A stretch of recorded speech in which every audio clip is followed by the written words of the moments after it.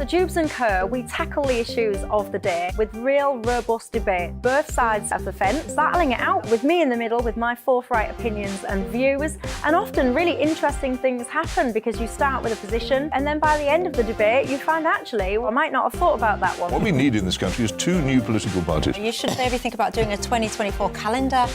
I'm Michelle Dewberry and I'm keeping you company right through until 7 o'clock this evening. GB News, the People's Channel, Britain's watching.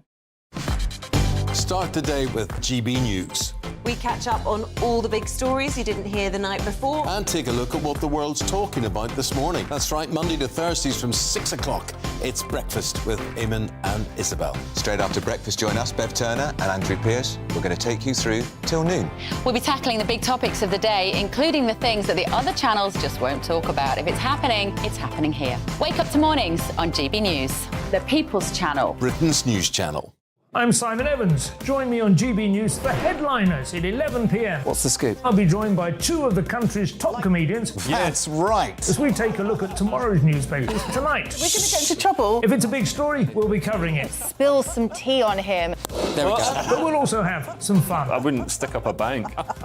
My father didn't love me. So anyway, Headliners every night from 11 on GB News, the People's Channel, Britain's news channel.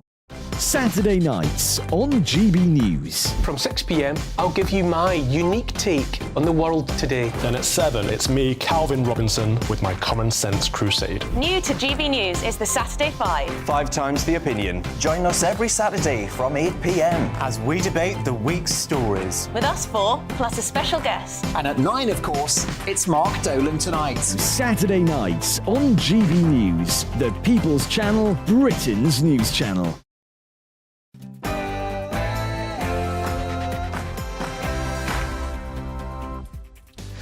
A very good morning. I'm Mark Longhurst with a very croaky voice, so apologies for that before we start. And coming up, we've got Prime Minister's questions live from the House of Commons. Well, the Prime Minister Rishi Sunak to face Labour leader Sir Keir Starmer for the first time since his Deputy Prime Minister Dominic Raab has resigned. And of course, Diane Abbott has the Labour whip removed in the party's latest anti-Semitism row. So a little local difficulty for both sides of the chamber today. But on the wider stage, the evacuation of British citizens in Sudan continuing. The first flight back in Stansted, 1:15 we think it might land. So continuing criticism of the government's handling of that crisis. British passport holders trying to reach the airstrip in Khartoum say they're being given no help in increasingly perilous circumstances. And why has it taken so long for the British authorities to react after France, Spain and Germany were flying out their nationals? All that to come here on GB News in just under 10 minutes' time.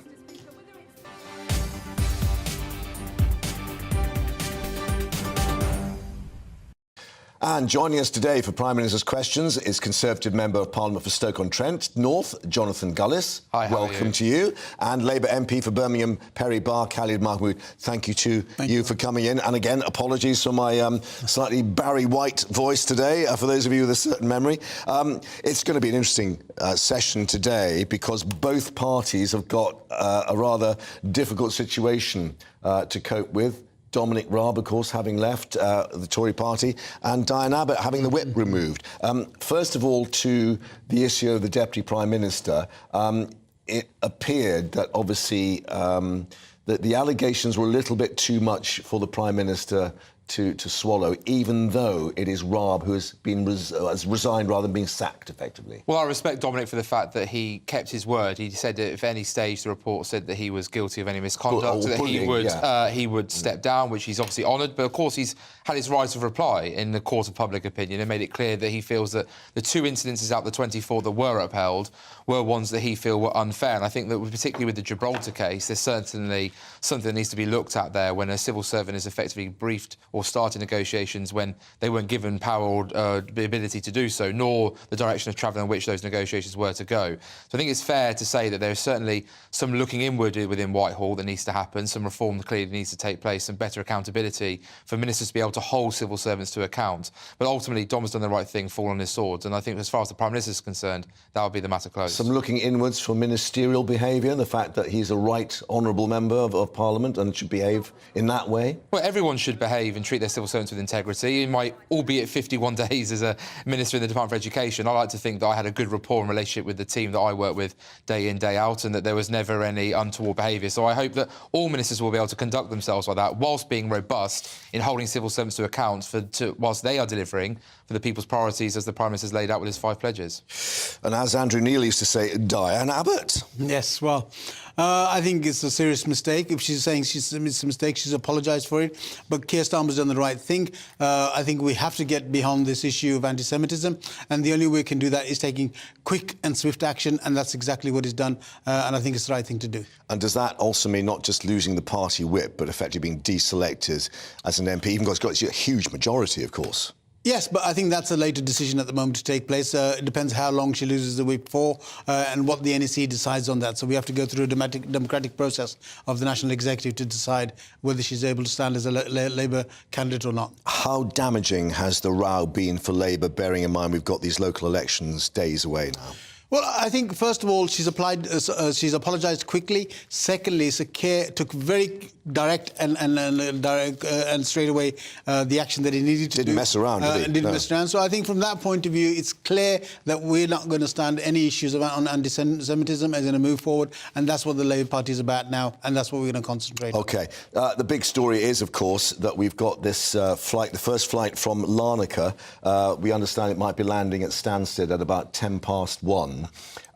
Lots of criticism about maybe the Foreign Office not picking up the signals and then not doing enough to get our nationals out in time. Well, I think, first of all, and I know Khalid will join me in this, in thanking our brave armed forces who are out there right now, as well as those who rescued the 200 diplomats under very challenging circumstances when their fighting was on both sides of the British Embassy. Ultimately, I think that the government has tried to act in accordance with the best will of safety for those who are in Sudan. The idea of being that James Cleverly saying that it is important that we pull those people out, that we can do, but we must do that without them being shot at. We know that French diplomat was injured. We know an EU diplomat was held at gunpoint. Waiting for the ceasefire was entirely the right thing to do. How does that, though, tally with the fact that everyone's being told to make their own way to this airstrip, 18 miles north of the city? We know that one former NHS doctor was shot in his car trying to get his mother out, and indications that others are just too frightened to make that perilous journey. Well, look, this is a very fast-moving and, of course, very perilous situation. And even when the ceasefire was agreed over Eid, which wasn't able to be held, we are on a ticking, clock down to hope that we can get as many people 72 out. hours. 72 hours. And I know the government is working tirelessly with the MOD and the Foreign Office to get people out as quickly as they can do. But ultimately, this situation is very fast-moving. And, of course, the government will give updates, but we shouldn't expect the government to be giving continuous live feedback when there will be very sensitive, high-level security information they'll need to be having discussions with their international partners about. But we've got 1,000 personnel now on the ground in Sudan, RAF and armed forces, but only 260 people being taken out so far on the flights. And bearing in mind there are some 4,000 estimated British passport holders, the numbers don't quite add up, do they? Well, they don't. And first of all, I agree with Jonathan in terms of our armed forces. They always do a fantastic job when they're put into place at the right time. The Germans were able to do it, the Spanish were able to do it, the French were able to do it. We weren't able to do it. We need to make these decisions quickly and make sure the quicker you do it, the quicker it is that people come out of the way at a harm's way to do that. And so that's what we needed to do. We haven't done that. You were Shadow Foreign Office Minister. Has the Foreign Office failed in this particular circumstance? Did they take their eye off the ball in that they should have known, bearing in mind the reports that were coming out, that something could blow up? I think we should act as, yes, the Foreign Office intelligence, which we're very good at, and we should be excellent at it. We have a great history on this, and we have taken our eye off the ball and allowed people to get into this situation. We should have been there a lot earlier, getting our people out of it. For the last month or so, the situation's deteriorating, and we should have acted much earlier. Yeah. Why didn't Rishi Sunak press the button sooner over the weekend, do you think? Well, Rishi Sunak's been, chairing 5 of the 6 Cobra meetings that have taken place so far. He's absolutely treating this with the severity and the importance that it absolutely needs to be. As I say, it's a very fast-moving situation. Yes, some other countries decided to go in before the ceasefire was agreed. That has obviously come with its own risk and obviously own, sadly, injuries to others who have tried to escape. Yeah. And, of course, it's important to understand that the Foreign Office is, of course, trying to do everything it can with the MOD to get those British civilians out. But, of course, with the live firing that has been going on before, with the sadly loss of life that has taken place. As you say, an NHS doctor tragically being shot. You know, this is a very challenging circumstance. And unlike Afghanistan, we didn't have troops on the ground initially like we did in Afghanistan. We didn't have an airport so we didn't have that infrastructure. So there wasn't as easy an ability to be able to act in a different way as we did with Afghanistan. I mean, do you feel stung, however, when we got Germany's Foreign Minister Annalena Baerbock saying Berlin would never leave its civilians to their own devices, close quotes? Well, look, I think, first of all, we should also remember that the geography of Khartoum is also a challenge as well, with the fact that you've got rivers and the Niles, you know, coming together, a lot of bridges that need to be crossed in order to be able to get to where the airstrips are, and ultimately those bridges being guarded by different types of military troops. So that, again, is a challenge of geography that's being faced at this moment in time. And I think that the British government is doing everything it can for its British citizens and will not leave people behind, will work tirelessly, and will obviously assist other international partners in getting other foreign citizens out as well, as we've already said. Share resources, well, as we said, we've got PMQs coming up, but we've also got the illegal migration bill, which might prove rather contentious.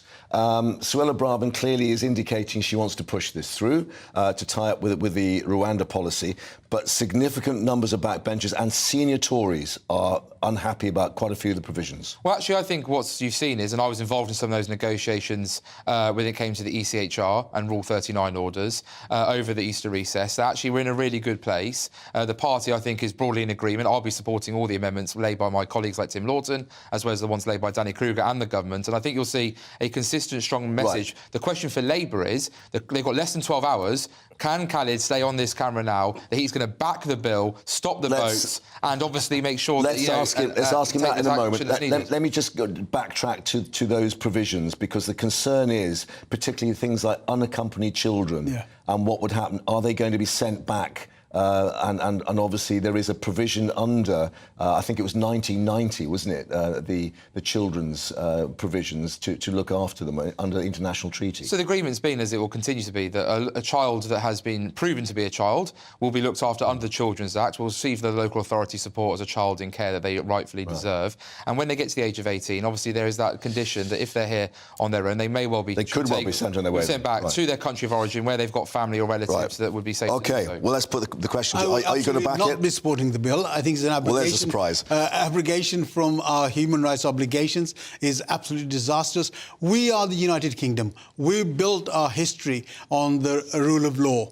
And for us to abrogate from those rules that we, by and large, have put into place, I think is a shameful day for the country as a whole to be doing that. The issue of the border security has been for a long time. When you first, in 2010-11, when you cut the border agency staff to half, this is what is likely to happen. And the fact is, what we've done is we've continuously not paid the right attention to what's happening with the refugee crisis. And what we then get is, when you get a rise, the Conservative government comes in and tries to make excuses. What about this political point that Suella Braverman has made, accusing the European Court of Human Rights of undermining a democratically elected government in terms of its interventions, its legal interventions? Well, it's entitled to make the right intervention because it's legally there to do that. And that's what we have to understand. Those courts are put in place, the international courts are put into place to hold us to our obligations. Speaker Sir Lindsay Hoyle on his feet. We're just about to start PMQs. Here we go to the House of Commons. The UK will continue to work to end the bloodshed in Sudan and support a democratic government. We have begun a large-scale evacuation of British nationals, and I pay tribute to all those carrying out this complex operation. Mr. Speaker, this morning I had meetings with ministerial colleagues and others. In addition to my duties in this House, I shall have further such meetings later today. Mr. Speaker, yesterday the opposition grabbed a crude headline about teaching boys to have respect for women, an important issue, I'm sure the Prime Minister will agree.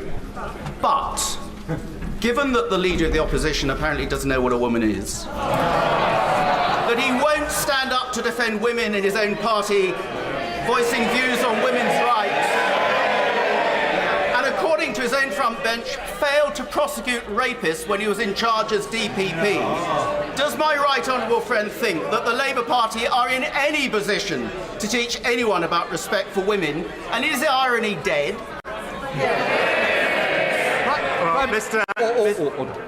I'm going to bring the place in, but in fairness, these are responsibility for the answer to the opposition, but Prime Minister.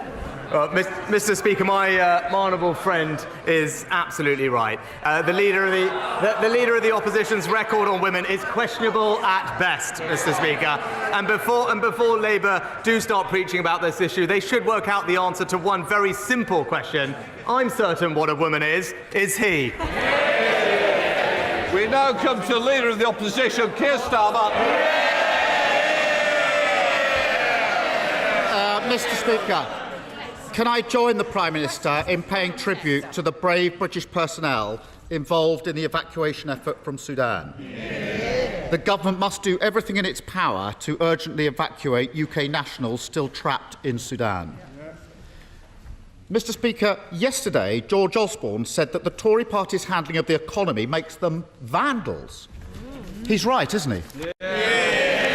Prime Minister. Well, Mr. Speaker, while we're in the business of quoting former chancellors and shadow chancellors, I don't know if he saw the remarks from a former Labour shadow chancellor yesterday, who said our country had faced 4 once-in-a-century shocks, threats to our economy, and the fact that we've come through it is a triumph, Mr. Speaker. Well, that former Chancellor not only said there were a bunch of Tory vandals, he also said there was a self-induced financial crisis on the country. That's those vandals. And they like to pretend that it was all just 1 week of madness last autumn. But the truth is, it's been 13 years of failure. Real wages, the money in people's pockets, have fallen by £1,600 per household. £1,600. The Prime Minister's response? To impose 24 Tory tax rises in 3 years. 24. How on earth does he think his low-growth, high-tax economy is working for working people? Prime Minister. Mr. Speaker, because of the action that we've taken on the national living wage at record levels, on pension, on universal credit, and the generous cost of living payments, just yesterday, Mr. Speaker, almost 8 million households receiving direct support from this Conservative government. We are supporting working people. But just this week, Mr. Speaker, in the other place, we've seen his party side with protesters and with picketers. He should actually try backing working people. Lost £1,600 worse off. Mr. Speaker, I'm genuinely fascinated to know, does he really think that everything's fine, or is he just clueless about life outside of his bubble? Mr. Speaker, because of the actions that we have taken, well, let's just go over it. A single mother working full-time on the national living wage this year will get £1,300 more support from this government. A working couple on low income with 2 children will get £1,800, Mr. Speaker. That's what delivering for working Britain looks like. But if he has any actual ideas for the economy, he should say so, because all I hear from the party opposite, it's more spending, more borrowing, higher inflation, higher interest rates. It's the same old Labour Party. This is Mr. 24 tax rises. And I've never heard anything so out of touch as the answer that he has just given. And it's not just his refusal to take any responsibility for the damage they've done, the crashed economy, the hit to living standards. It's also he refuses to take the action that's needed. He could stop the handouts he's giving to oil and gas giants. He could scrap his beloved non-dom status. He could put that money back in the hands of working people and get the NHS back on its feet. That's what a Labour government would do. Why doesn't he? Mr. Speaker, the record was clear. Look at it right now. Record numbers of people in work, Mr. Speaker. Record numbers of people in work. Inequality lower. The number of people in poverty lower. Those in low pay, the lowest numbers on record, Mr. Speaker. He talks about this non-dom thing. I think he's already spent the money that he claims he'd raised on 5 different things, Mr. Speaker, because it's the same old Labour Party. They're always running out of other people's money. Mr. Speaker. Order. I had enough last week. I'm certainly not having this continuous noise. So just be aware that somebody will be going for that cup of tea today. Prime Minister. Mr. Speaker, he calls it this non-dom thing. Let's be honest about what his refusal to scrap the non-dom status means. It means that at every possible opportunity, he has voted to put taxes up on working people, while at the same time taking every possible opportunity to protect a tax avoidance scheme that helped his own finances. Why is the Prime Minister telling people across the country that their taxes must go up so that his can stay low? Mr. Speaker, the facts are these. The very wealthiest pay more tax and the poorest pay less tax today than under any year of the last Labour government, Mr. Speaker. We've also boosted the national living wage, boosted universal credit and pensioners. But, Mr. Speaker, the rank hypocrisy of it, as we saw last week, when it comes to his own special pension scheme. I said it last week, but I'll say it again. It's literally one law for him and a tax rise for everybody else. Mr. Speaker, here's the difference. I'd scrap his pension giveaway, whether it affected me or not. He refuses to scrap the non-dom status that benefits him and his family. I can see why he's attracted to this non-dom thing. This Prime Minister is so removed from the country that he boasted that he didn't know a single working-class person. So insulated from reality that he proudly told a Tory garden party how he'd moved money from poorer areas and handed it to rich ones. So out of touch that he looks at a petrol pump and a debit card like they've just arrived from Mars. Is it any wonder that he smiles his way through the cost of living crisis while putting other people's taxes up? Is it any wonder he doesn't have a clue how food prices are hammering families across the country? And is it any wonder that under him people are paying more and more and getting less and less? Mr. Speaker, we'll just look at what's happened just in this week, Mr. Speaker, where the Labour Party have put themselves. On Monday, in the other place, they decided to side with extremist protesters. Just yesterday, they sided with polluters, Mr. Speaker. And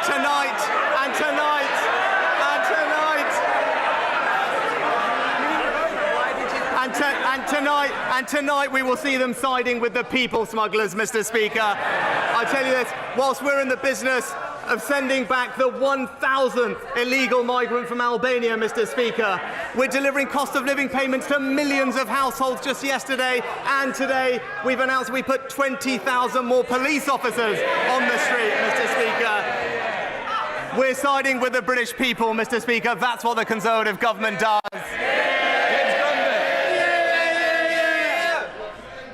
Thank you, Mr. Speaker. 60 years ago, Goulburn Urban District Council wrote to the government about the urgent need for a bypass for my constituency of Lee. 40 years ago, the central section of that bypass, the Adderley Way, was constructed. But to this day, the bypass remains unfinished, leading to daily gridlock in some areas of the community. Will the Prime Minister support my proposals to complete the Adderley Way, and will he meet with me to discuss this further so we can get Lee moving again? Mr. Speaker, I commend my honourable friends campaigning on this issue, and I know there have been a number of proposals for road improvements in his area. He will know that it's for the local highways authority to develop those plans, but I know a meeting is planned in June to move proposals forward, and I know he will take his energy and enthusiasm for his campaign to that meeting, and I wish him well. We come to SNP spokesperson Stephen Flitton. Leader. Thank you, Mr. Speaker. Can I ask the Prime Minister to outline the safe and legal route available to a child refugee seeking to flee Sudan and come to the United Kingdom? Well, Mr. Speaker, as I outlined earlier, our priority in Sudan. First and foremost was to evacuate our diplomats and their families, which I'm very pleased. We were one of the first countries to be able to do, Mr. Speaker. And since yesterday, we've been conducting a large-scale evacuation of British nationals. We have some of the largest numbers of British nationals on the ground, and rightly, and I'm sure the whole House will agree with me, that it is reasonable, legal and fair to prioritise those most vulnerable families, particularly those with elderly people in them, medical conditions, but also children, Mr. Speaker. That's what we're in the process of doing, and I pay tribute to all those who are making it possible. Leader of the SNP. Mr. Speaker, to be clear, and I think everyone in the House is aware of this, children in Sudan are already dying. Now, whether it's a Tory slogan to stop the boats or a Labour slogan to stop small boats, we need some more humanity in this debate, rather than the race to the bottom which we see here today. So can I ask the Prime Minister, now that he has confirmed that there is no safe and legal route, will he therefore confirm that it would be his government's intention to detain and deport a child refugee who flees Sudan and comes to the United Kingdom? Mr. Speaker, in fact, because of the efforts of our aid teams, we've invested almost £250 million in humanitarian support in Sudan over the past 5 years. And Mr. Speaker, the honourable gentleman does it always, but actually this country has a proud record of compassionately supporting those who need our assistance. Just over the last few years, we have welcomed almost 500,000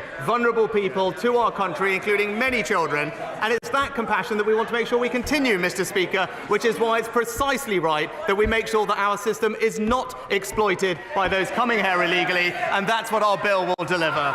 Dr. Luke Evans. Mr. Speaker, the Lib Dem-run Hinckley and Bosworth Borough Council don't have an up-to-date local plan. So that every day that goes past, we have speculative housing applications that put pressure on the infrastructure like GP surgery, schools and roads. Now, locally, the Lib Dems say it's the 300,000 housing target the government has. Yet the Lib Dems have a target of 380,000 houses now. So will the Prime Minister change the law to ensure that communities like Burbage, Barwell, Markfield and Market Bosworth get the infrastructure and protection they need for the houses that we need? Prime Minister. Well, Mr. Speaker, my honourable friend is right to point out the hypocrisy of the local Liberal Democrats on this issue. And he's right to highlight this issue locally, because the new infrastructure levy does give local areas the power to deliver the local infrastructure that he supports and wants for his area. But also, he's absolutely right to point out the importance of a local plan, because it is precisely that having a local plan is what gives communities the power to ensure that development in their area is happening in the way that they want it to, and the council is failing in its duty to do that for its communities by not putting forward that local plan.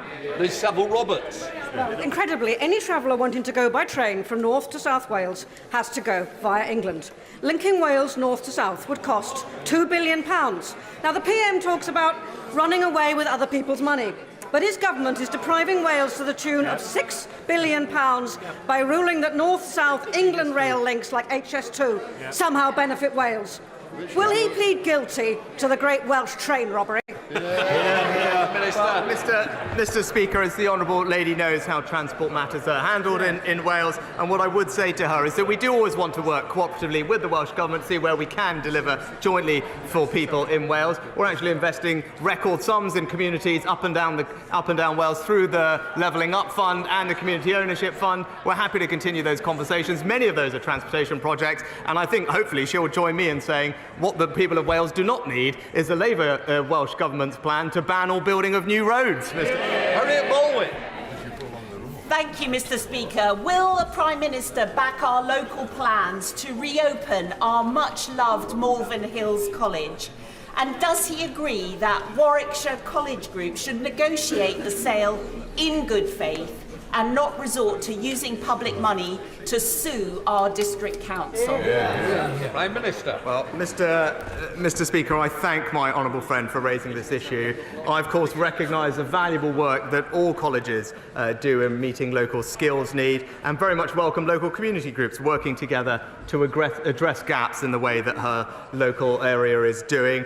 My understanding is that my honourable friend, the Education Secretary, is in discussion with the college, and I know that my honourable friend will continue making representations to her. Fabian Hamilton. Thank you, Mr. Speaker. My constituent, Ian Greenwood, tragically lost his 12-year-old daughter in a road traffic collision that should never have happened. Ian's now campaigning for Leeds Vision Zero, which aims to end road deaths and serious injuries by 2040. We really have to make our roads much safer. So will the Prime Minister commit to giving local authorities sufficient funding in order to ensure that these vehicle collisions can never take a young life again? Minister. Well, Mr. Speaker, I'm incredibly sorry to hear about the tragic loss of Ian's daughter. Of course, we should do everything we can to improve road safety. I know actually at the moment that we are doing an enormous amount and the statistics show that it's improving, but we're always happy to look at where we can do more, and I know the Transport Secretary will look into the suggestions raised by the honourable gentleman. Roberts. Mr. Speaker, the village of Northup Hall in my constituency has about 1,000 residents. Last year, Northup Hall Hotel on the edge of the village was bought, and there are now proposals to house 400 single male migrants in the building and in shipping containers stacked around the grounds. The village has one small shop, no transport links, and a health board in complete meltdown. Can the Prime Minister facilitate a meeting for myself and some local residents with the Home Secretary to hear the concerns of the local residents who are worried that the government just isn't listening to them? Mr. Speaker, the honourable gentleman raises exactly why we need to take action, because it's not right that our local hotels in all our communities are being used to such a degree to house illegal asylum seekers, not least because it's costing the British taxpayer something like £5.5 or £6 million a day. We want to put an end to that, and that's why we're bringing forward legislation that will enable us to swiftly detain and send back those who should not be here. But I will make sure that he gets a meeting with the Immigration Minister as he needs. Jerry McCarthy. Trussell Trust figures out today show that their food banks gave out a record number of meals over the past year. It's nearly 3 million meals, 1 million of which went to children. Now, the Prime Minister's fortunate, he's a wealthy man, but all these families want to be able to do is to put food on their table, to be able to feed their own children without having to resort to food banks. Does he think that's too much to ask? Well, Mr. Speaker, as I've said previously, we absolutely do want anyone to have to rely on a food bank, but whilst there are people who do use them, I'm very grateful to all of those who volunteer their time to make sure that they are providing their local communities. We've put substantial provision in place, not least infant free school meals and broader free school meals, which are helping almost 2 million children, but also last year the investment in the Holiday Activity and Food Programme, which provides not just food but also activities outside of term time, and we'll continue to do everything we can to help those in low pay, which is why we're raising the national living wage to record levels, and I'm pleased to say that those living in poverty today is 2 million lower than when we first came into office. Dr. Caroline Johnson. Thank you, Mr. Speaker. Mr. Speaker, e-cigarettes were introduced as a stop smoking device, but they're remarkably cheap, brightly coloured vapes with flavours such as unicorn milkshake, bubble gum, and green gummy bear have proved remarkably attractive to children, hooking them on a lifetime of potentially harmful nicotine addiction. Will my honourable friend meet with me to talk about how work across government departments can help to stop our children becoming hooked on vapes? And will he back my 10-minute rule bill to ban disposable vapes? Prime Minister. Can I commend my honourable friend for her work in this area? I absolutely recognise the concern that she raises, both on the environmental impact of disposable vapes, but also their appeal to children. DHSC have announced a call for evidence to look at reducing youth vaping, including vape appearance, flavours and marketing. We've also been clear that all electrical waste should be disposed of properly, and DEFRA are looking actively at what changes in legislation might be needed to ensure that the vaping sector foots the bill for the collection and treatment of their used products. Vicky Foxcroft. Thank you, Mr. Speaker. As we celebrate the lives of Lily Savage and Dame Edna Everidge, Turning Point UK are planning to protest at a drag storytime event in my constituency on Saturday for the 3rd time this year. These events are friendly, inclusive opportunities for children to hear a story and learn about equality. Turning Point UK members, by contrast, seek to intimidate our young people. They share misleading images on social media, implying the events are inappropriate. So will the Prime Minister condemn Turning Point UK's attempts to spread hatred and division in my constituency and across the country? Minister. Well, Mr. Speaker, I'm not aware of the specific allegations the Honourable Lady brings to light, but in general, we should treat everybody with respect and understanding and compassion, Mr. Speaker, and people should be allowed to gather and associate freely within the bounds of the law and intrude. But when it comes to children, as we've said, it's important that the material that children are exposed to in classrooms is sensitive and age appropriate, and that's why we're reviewing the RHSE guidance currently. James Morris. Thank you, Mr. Speaker.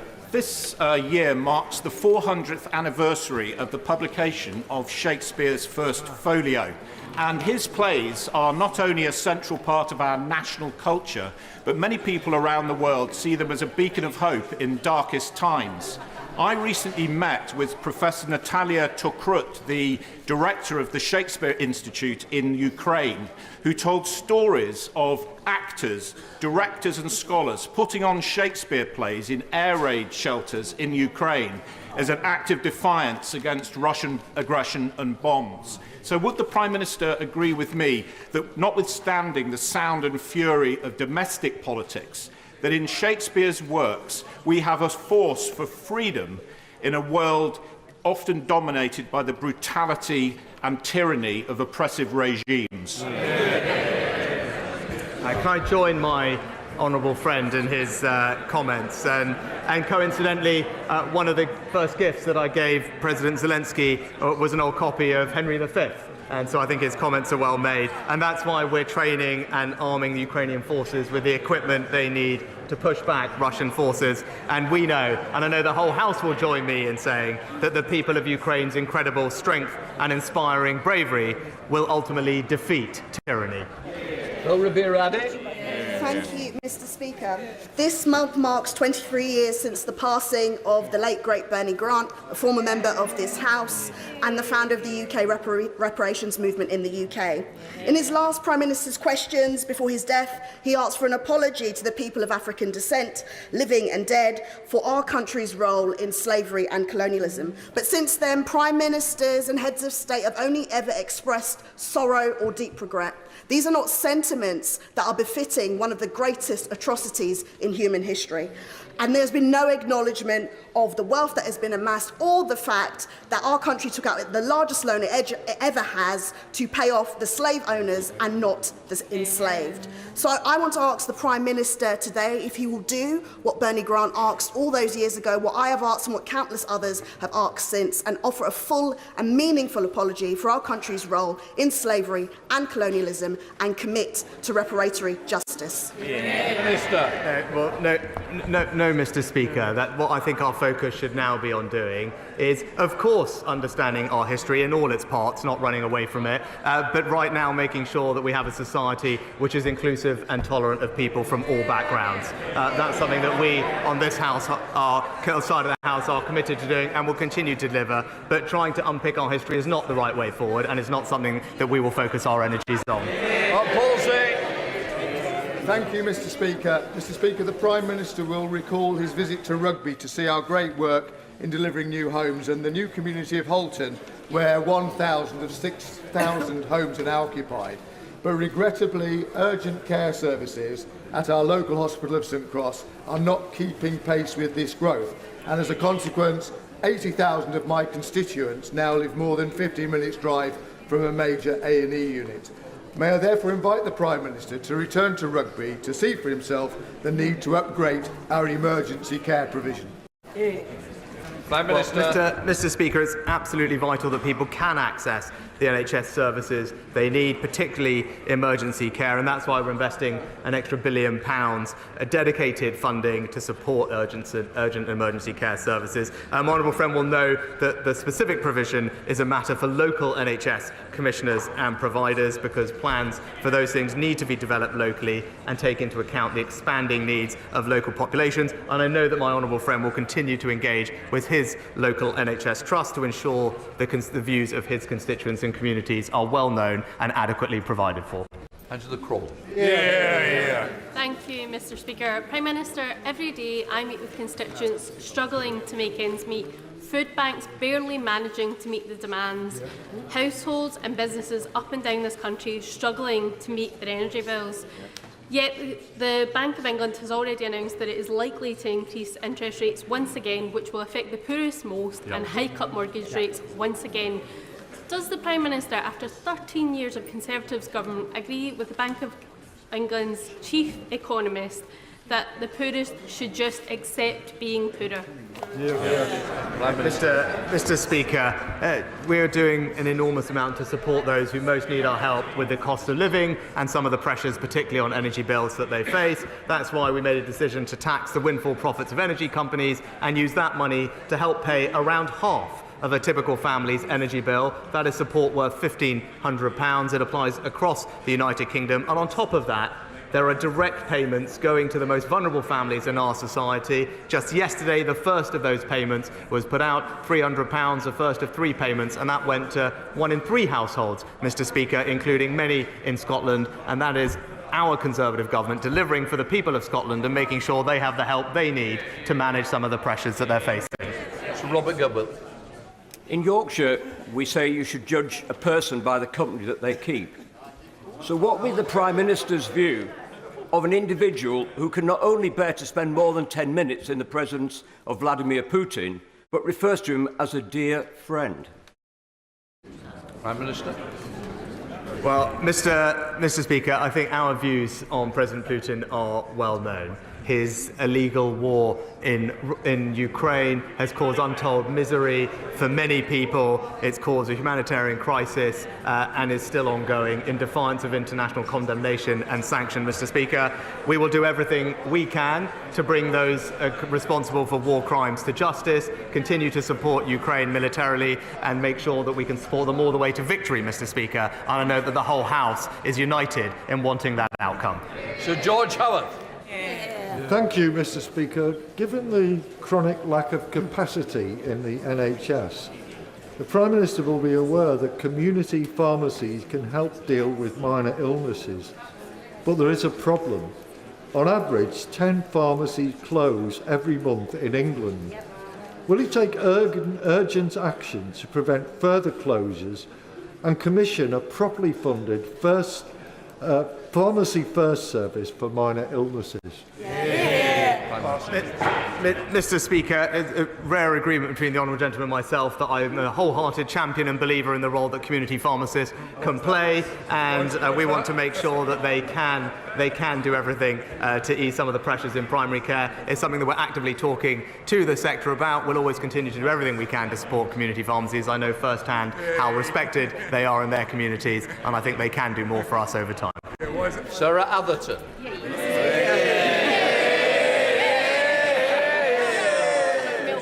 Okay, Mr. Speaker, after a 15-year break, Wrexham Association Football Club is back in the English football. Will the Prime Minister join me in congratulating everyone at the club, including the loyal supporters and the owners, Ryan Reynolds and Rob McElhenney? And does he agree that Wrexham is no longer a neglected place, but quickly becoming a jewel in the crown of the United Kingdom?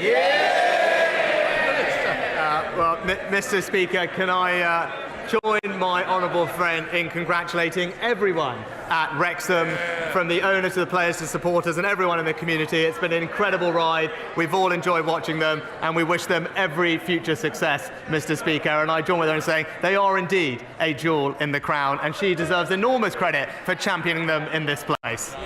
Peter Grant. Thank you, Mr. Speaker. After an investigation ordered by the Prime Minister himself, a senior Conservative MP was found guilty of bullying, found guilty of behaviour that was persistently aggressive and intimidating. The MP in question then attempted to blame his victims, and a whole string of Conservative MPs queued up to defend him, suggesting that his conduct was not only acceptable but was actually good management practice.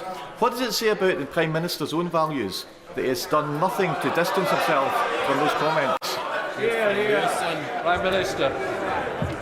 Well, Mr. Speaker, when formal complaints were made, I rightly initiated an independent investigation, and as soon as it reported, action was taken. That's the right thing to do, to follow due process and then let the process play out, Mr. Speaker. But I do think it is somewhat odd to be getting lectures on values right now from the SNP.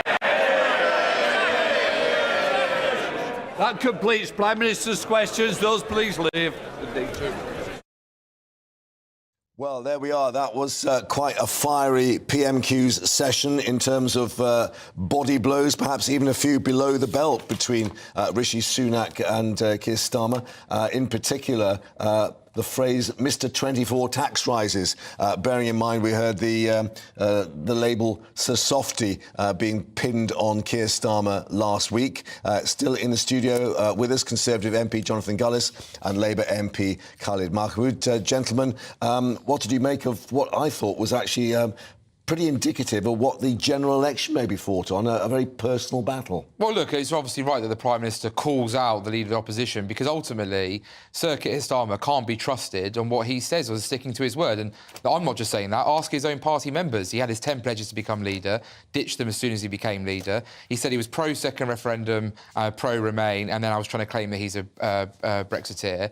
He said Jeremy Corbyn was a friend, now he's no longer a friend. This guy flip-flops and pivots all over the place so often that people have got completely lost about what Labour's actual positions are on anything anymore. What he doesn't flip-flop on is attacking the Tory party on their economic management. 24 Tory tax rises in 13 years, describing Rishi Sunak as Mr. 24 tax rises. That's going to have resonance with voters when they go to these Well, I remember polls. in the 2010 general election, I was 20 years old and thinking about one day I might be able to buy my own home. And then when I heard that disgusting note was left in the Treasury saying that we've got no money left, thanks to Liam Burns and Gordon Brown's mismanagement, the cupboard's bare. And they were spending, what, 150 billion a year overspend, in a budget deficit. I won't be taking any moralistic lectures from the Labour Party on the economy, because when I look at states like Stoke-on-Trent, and this is important, because Sir Keir Starmer was mentioning Tunbridge Wells, Stoke-on-Trent has had 56 million from the Levelling Up Fund, the largest of any area of the country, 30 million to improve our bus services. We've created 500 brand new Home Office jobs. We had a 17.6 million Kidsgrove Town deal that's reopened Kidsgrove Sports Centre. The Labour closed because they couldn't be bothered to spend £1 to save in 2017. The Labour Party has trashed the city of Stoke-on-Trent, allowed jobs to go overseas, undermined the ceramics industry, and it's the Conservatives that rebuilding with 9,000 new jobs created since 2015. The problem for you is the lecture has come from George Osborne, as Sir Keir Starmer pointed out, a former Tory Chancellor, describing the Tories' handling of the economy makes them vandals. Well, I would remind George Osborne that actually we've gone through, as the former Labour Chancellor and has pointed out themselves, 4 once-in-a-lifetime, once-in-a-generation difficulties on the economy. And the fact is that we've seen our AA credit rating restored in recent times. We've obviously had £94 billion in cost of living support, of which some of that money went out to 16,000 people in Stoke-on-Trent, North Kidsgrove and Talk only yesterday. And, of course, the triple lock being protected, nearly 10% increase in national living wage, and obviously the 30 hours free childcare, the household support fund. We've been a government that's been reacting to some of the most difficult challenges that every nation across the world has had to face. There is not just something unique happening here in the United Kingdom. These are challenges every country around the world is having to tackle. There is something unique, and that's called non-dom status, or the non-dom thing as been described. Clearly, the Labour backroom researchers have been looking at what is going to resonate with voters, and it is these issues about Rishi Sunak's personal position, his tax position, and, as Starmer said, does he think things are fine, or is he clueless in his bubble? Well, that's the point. That is a real point. When you don't have any people that you know from the working structure of our community, our society, then you are going to be a bit isolated in relation to that. Those taxes matter very much to day-to-day living of people. Those are the taxes that they give to the government or they can spend themselves. And that is a real issue, which is what is going on. The fact that you had George Osborne saying this now is a real serious issue for the Conservatives to try and understand where they're going around. But the fact is, to blame Labour local government is absolute nonsense, since we had austerity and huge cuts in local government budgets. And now, of course, with the levelling up and those sort of issues, when they want to feed their own constituencies and trying to get the votes up, Jonathan can make those claims. Is it right, though, could it actually backfire to go so personal in these attacks? We know it is an increasingly presidential style election, not a general election, but to refer to the fact, he's clueless in his bubble. He didn't know how to use the debit card at the petrol pump. Shouldn't he be talking about policy rather than personal attacks? Well, Sir Keir has spoken about policy, but also you have the guy in charge doesn't understand these issues, and that's important for the people to understand. If he doesn't understand those issues, how will he realise the concerns for people that have? Yeah, OK. I think I find it quite amusing that we're talking about Sir Keir Starmer somehow being in touch with the working man and woman in places like Stoke-on-Trent, because certainly I've never seen any evidence of that. And let's remember, again, that, you know, he had a track record as in the DPP, which wasn't exactly covered in glory. In fact, you know, people were moaning about his time in leadership. His own shadow Attorney General lambasting him in the House of Commons when he wasn't yet in his place there. Someone who went against the will of this country, the democratic will to leave the European Union, and wanted to overturn that referendum, overturn that electoral mandate. And simply, when Khaled talks about local government, I ask him, why did Stoke-on-Trent Labour choose to spend £60 million on a brand new council office that wasn't needed, when £30 million could have restored the Wedgwood Institute, the indoor market, and the Queen's Theatre in the mother town of Burslem? Well, those are political choices that Labour make. And those issues may well come up in the local election there in Stoke-on-Trent. But let me put that same point to you. Is this going to be a turn-off for voters in terms of these personal attacks between the two leaders, rather than talking about substantive policy, i.e. how do you get growth in the economy, how do you get the cost of living crisis addressed? Well, I think you are seeing a plan from this Prime Minister. Those 5 pledges are the 5 people's priorities, you know, when it comes to halving inflation, growing the economy, reduce debt, cut waiting lists and stop the boats. Those are things I'm hearing repeated back to me on the doorsteps. We have laid out detailed plans today. In fact, today we're going to be voting on the illegal migration bill, which has substance and detail. And Labour's only plan is to say they want more cooperation with the French. That's already happening. They want to speed up processing. That's already happening. But when it comes to actually how will they tackle smuggling gangs, there is no answer. We're going to get flights to Rwanda to break apart the smuggling operational model of these gangs. Let's actually look forward to what will be happening in terms of that illegal migration bill, because Stephen Flynn, the leader of the SNP, had a fairly elegantly phrased question on this in terms of those children being moved now from Sudan as we speak, the flight due to arrive in about half an hour. We need some more humanity. He said, would Rishi Sunak, the Prime Minister confirm that those who are detained or deported, the child refugees from Sudan, you know, what would happen to them? I don't think we got an answer, did we? Well, I think the Prime Minister was clear that this country is compassionate. It's taken 500,000 people since 2015 from places like Afghanistan, Syria, Hong Kong, Ukraine and elsewhere. So this is a compassionate country that steps up and does its bits. I think what's important to remember is that with Sudan, if a child, for example, was to come over, the rules are very clear. As long as they are verified as a child, which I'm sure they will be, that they will not be removed until the age of 18 when they're an adult. They will be looked after as a child in care and be given the love and support that they would deserve. And then they could be flown to Rwanda. The people we've taken from Afghanistan, Hong Kong, is an obligation we had to those people. Because they were Crown protectors. Because of the Crown protection. Then those people have made themselves available, supported the Crown forces when they were across, particularly in Afghanistan, to do that, and that was an obligation. And still, I get cases from Afghanistan, people who are not able to come through and are still stuck there. Yeah. And I think we've got a different scenario in relation to the overall refugee crisis, which is what we need to look at, and we need to be able to obey international laws. And is there a particular difficulty for the government on this that the Tory backbenchers will be pushing for in this immigration debate later?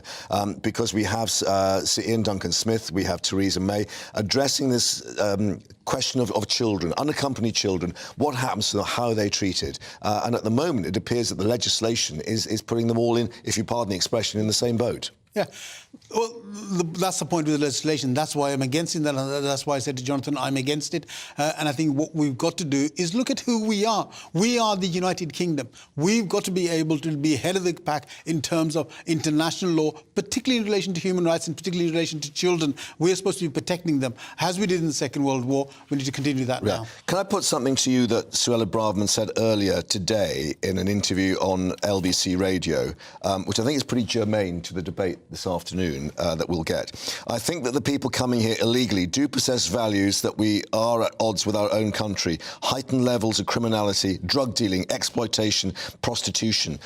Is that a race to the bottom, as Stephen Flynn has asserted? I think Swilla's correct to point out that if someone who's coming from Albania is choosing to spend £4,500 to be illegally smuggled into our country rather than spend £28 on a flight, you have to ask questions why that is. Why will they not present themselves at border checks, want to let people know who they are and where they are? And that is because then ultimately they will be involved probably in criminality from those type of countries, because we know that Albanian smuggling and drug gangs have replaced in large part the Vietnamese drug gangs that existed before them. Yeah. So I think that is absolutely, paramount to this. But with children, I think it's really important to make it clear.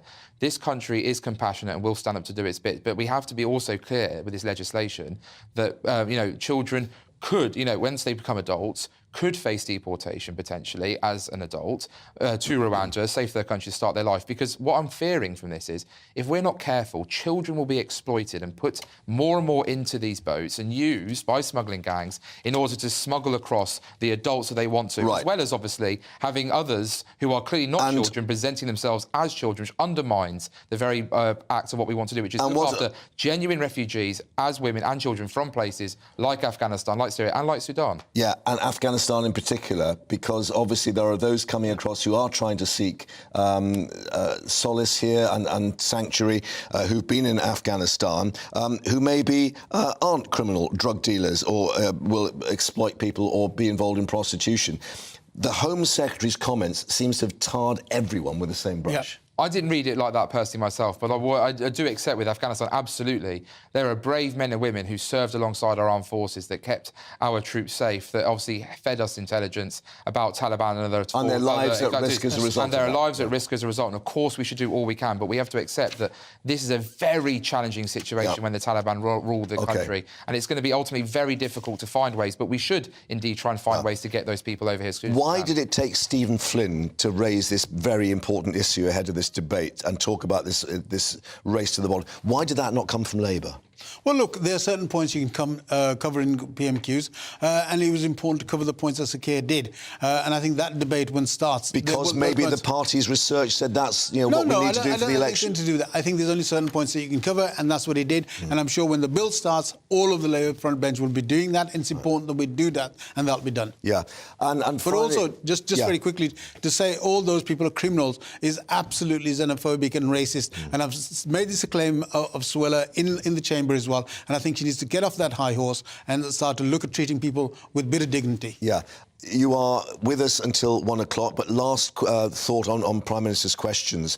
Are we going to be seeing now an increasingly bitter and perhaps rather unpleasant battle between the two men? I think we're going to rightly see the record of Sir Keir Starmer called out for what it is, which is constantly moving from pillar to post, jumping over one side of the fence to the other. B&Q have now sold out because he's had to buy that many to have in stock and reserve. And ultimately, I think it's right for his hypocrisy to be called out, because the public need to know that he can't be trusted to his own membership. He certainly can't be trusted to the country. OK, and Sir Softy, as he was called, now going to Mr 24 tax rises. I mean, it's a bit infantile, isn't it? Well, no, because I think from Boris and saying Captain Highside, you've got to respond to this, because if you don't respond to it, people think that you're not actually responding. You're not up for the fight. Up for the fight, and you've got to be able to do that. And that's, unfortunately, where the Tory party has brought us, not where the Labour Party wants to. Gentlemen, for the moment, thank you. Plenty more to come. And, of course, we are awaiting that flight from Larnaca, which we believe may well be landing in Stansted in the next half hour or so. No confirmation on that, but we'll find out what's happening and update you. And all the latest coming up here on GB News Live. Monday to Thursday nights on GB News. At 6, it's Dubes & Co. 7 o'clock, Farage. At 8, join Jacob Rees-Mogg. And at 9, Dan Wootton Tonight, followed by Headliners. On TV, radio and online. This is GB News. It's all about family, being in people's living rooms, all the interaction and getting to know who our viewers and listeners are. When I was young, my dad used to say, Nana, stop arguing. I wanted an outlet that would enable me to give my opinion.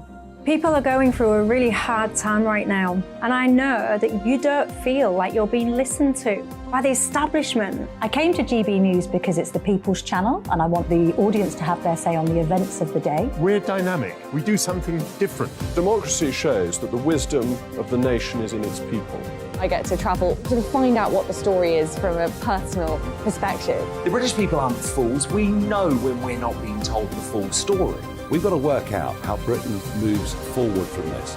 It's the best country in the world. The establishment had their chance. Now we're here to represent your views. Britain's watching. Britain's watching. Britain's watching. We're proud to be GB News. The People's Channel. Britain's news channel. Join me, Patrick Christie's Monday to Friday, 3 till 6. We tackle the day's news agenda like you've never seen before. It's high tempo, high octane, the most controversial topics, and the best guests. You will not be able to take your eyes and ears off it. I'm not afraid to ask the questions that you really want answered. 3 till 6 p.m, Monday to Friday on GB News, the People's Channel, Britain's news channel.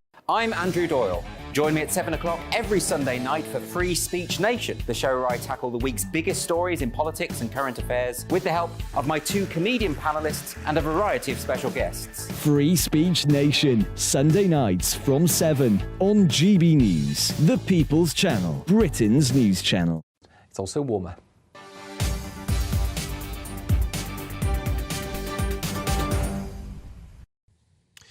And welcome back to GB News Live, and let's continue our assessment of PMQs. We can speak to our political correspondent, Olivia Utley, who's down at Westminster. And Olivia, just looking at, it was a softy last week. This week it's Mr. 24 tax rises. It seems that Punch and Judy politics is back big time. Absolutely. It felt like quite an unedifying display today in the House of Commons, and it very much feels like we are gearing up for local elections now, and really gearing up for the general election in advance. The attacks are getting pretty personal. Keir Starmer has clearly done some focus groups, and it seems as though he believes that calling Rishi Sunak out of touch is going to stick. He really doubled down on that theme this week. Meanwhile, Rishi Sunak went back to his one pension pot for Keir Starmer, tax rises for the rest of us, etc. So it's really a similar line from both of them. But ultimately, it distracts focus away from the politics of what's going on. Keir Starmer wanted to focus this on the economy. He called Rishi Sunak Mr. 24 tax rises. Not sure if that landed that well because, of course, Labour hasn't explained how its own economic plan would cut taxes. But yes, this was Punch and Judy politics at its best, at its worst, hard to say. But an indication, perhaps, of where the general election will be fought, maybe even the local elections as well. It is obviously the economy, stupid, as we remember in the United States, but particularly people perhaps feeling this cost of living crisis. And Sir Keir Starmer going on this comment from George Osborne, the former Tory Chancellor, that the Tories handling the economy had made them vandals. Ouch. Absolutely. And what's quite interesting, we've seen this actually in the last few weeks, is that Keir Starmer isn't really coming at Rishi Sunak from an ideological perspective. He's not offering a sort of alternative, entirely different vision for Britain. What he's doing is having a go at Rishi Sunak's competency, at the Conservatives' competency. And that is a line which may well resonate with the public. The Conservatives have been in power for 13 years. And as long as Keir Starmer can make the case that things haven't got better in the last 13 years, and as he points out, the money in people's pockets at the end of the month will be less in lots of cases than it was 10 years ago, then it sounds as though he thinks that he can win the election on that alone almost. You know, the Conservative have messed things up.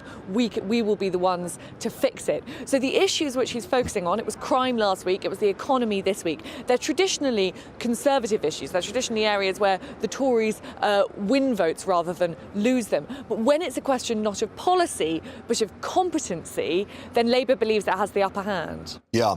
Olivia, thank you very much indeed for that. And, of course, we'll see how that plays with our MPs here. Still in the studio, Conservative MP Jonathan Gullis and Labour MP Khalid Mahmood, who have been sitting patiently through the Punch and Judy, body blows and a few under the belt, maybe, I think.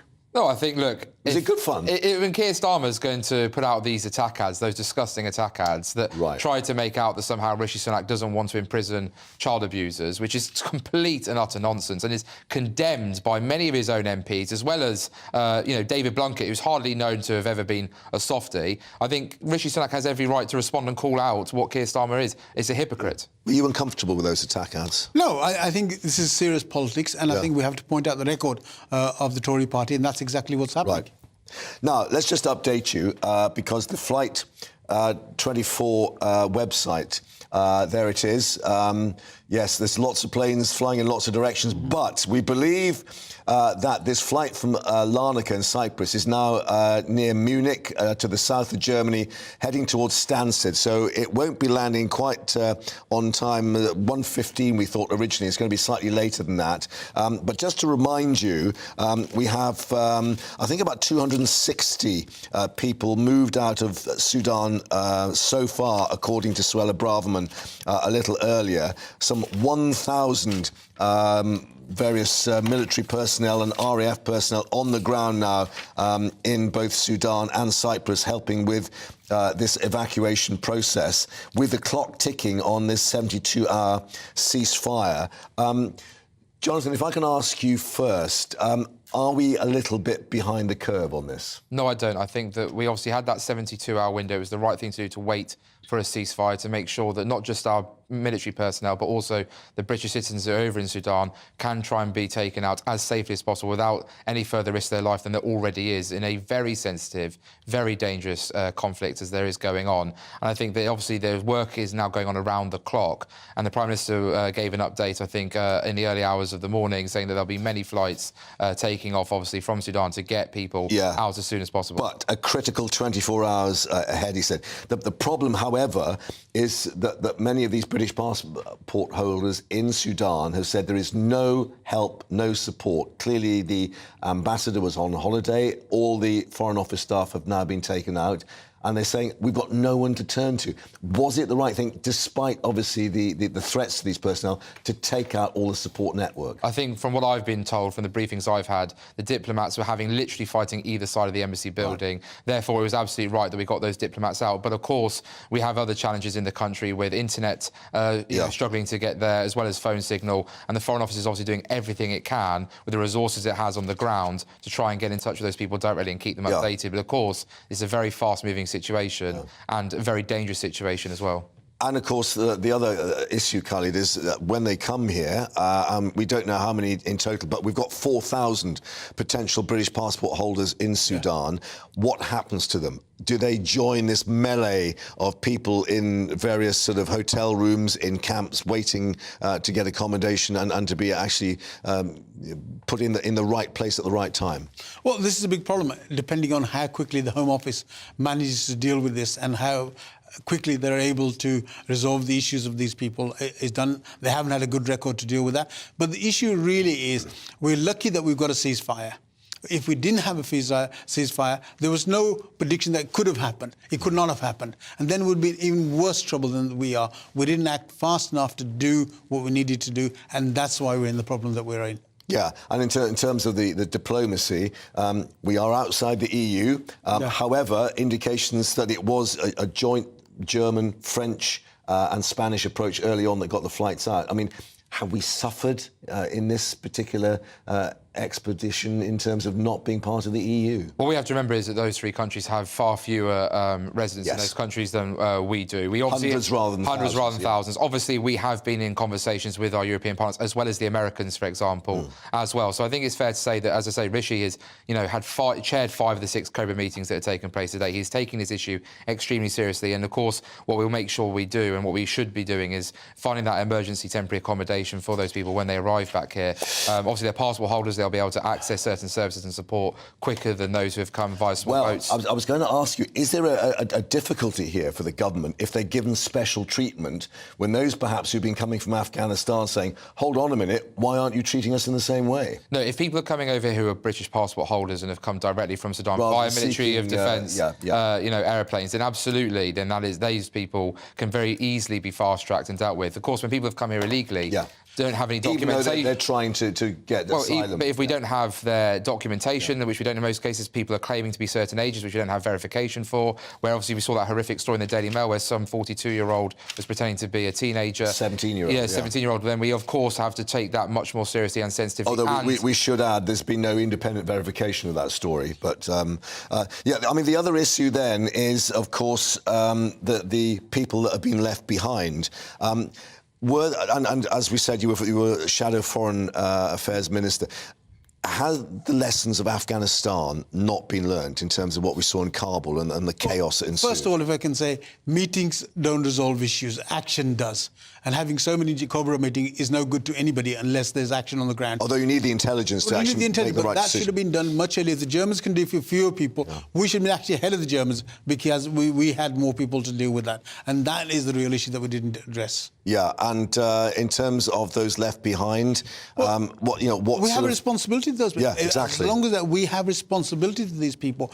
A lot of these people who work abroad are actually carrying the flag for the United Kingdom in the services they provide, the work they provide, the connection they provide. Yeah. They're just not layabouts that are there. They are people who actually deliver for us abroad.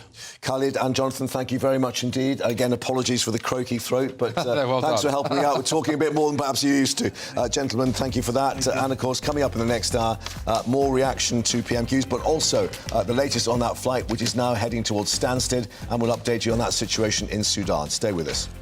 You've probably seen politicians interviewed 1,000 times, but we do it differently. We find out who they really are, we don't shout, we chat, and hopefully we bring a bit of light, not just heat. Did you know Kate Moss? Apparently. Do you have a pair of jeans or a pair of jeans?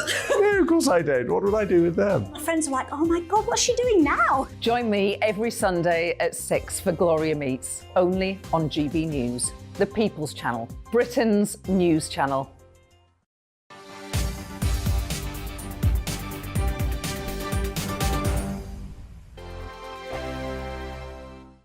I joined GB News because I was sick and tired of not hearing my views being represented, not just mine, but so many people that I knew and spoke to. I just couldn't get my voice out there. I couldn't say anything. I couldn't do anything. Whatever the narrative was, I kind of had to follow it. GB News is there to provide a voice for those who have been ignored by the establishment media. We think different things. We've got a different style. GB News is here to be optimistic and positive about the future. It's real kind of dynamic and flowing, with the audience very much at the heart of it, like a big family. Here at GB News, we talk about the things that matter to you. Hearing the voices from right across our towns and cities, especially our towns. All sides of the argument represented with a heavy dose of opinion.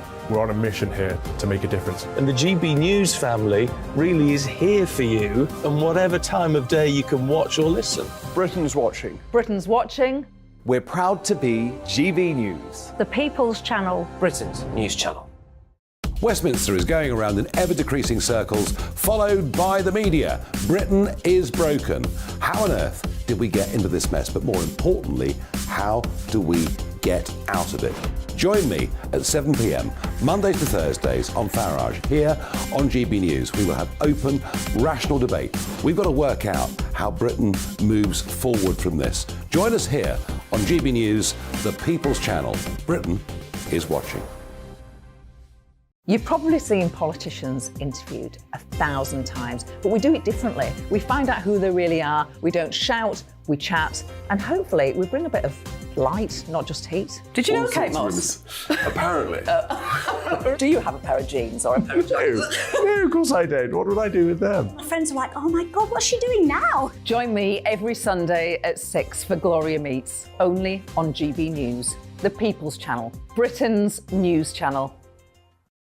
I'm Jacob Rees-Mogg, the Member of Parliament for North East Somerset and a former government minister. For years, I've walked the corridors of power in both Westminster and the City of London. We need to have the arguments, the discussions on how we make it better. Crop failures, famine, war, suffering on a scale completely unimaginable. We are putting the cart before the horse. As Charles I said at the scaffold, he was the true defender of liberty. Yeah, I've completely derailed the conversation. Join me Monday to Thursday at 8 p.m. on GB News, Britain's news channel. New to GB News is the Saturday 5. Join us every Saturday from 8 p.m. as we debate the week's stories. Right, folks, that was a spicy one, wasn't it? With us four, plus a special guest. Sometimes she has to stick her foot in it. Sometimes she has to say things as they are. Sometimes I think we should keep the refugees and send the pensioners to Rwanda. Then we'd be in a much better state. Well, Benjamin, that is... The Saturday 5. Saturday nights from 8. Only on GB News, the People's Channel. Britain's news channel.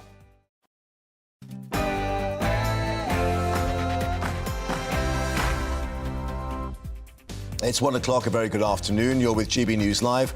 I'm Mark Longhurst, and coming up for you this Wednesday afternoon, nearly back in Britain. The first flight bringing evacuees from Sudan currently in the air, flying from RAF base in Cyprus to Stansted Airport. Here it is on Flight Radar 24. It's currently just over Germany. We'll keep you updated on its progress as it heads back to Britain. A fiery exchange, but perhaps over not what we expected at PMQs. Starmer and Sunak clash over the government's economic record. The Prime Minister being branded Mr. 24 tax rises. We'll be analysing the latest bout of Punch and Judy politics. And a real celebration. All 2,875 of them making up that chocolate bust. 10 days and counting until the coronation, and it's fair to say the country well and truly getting in the mood. Westminster Abbey commencing preparations, decorations going up, and even those airport-styled security scanners, yes, they're being installed.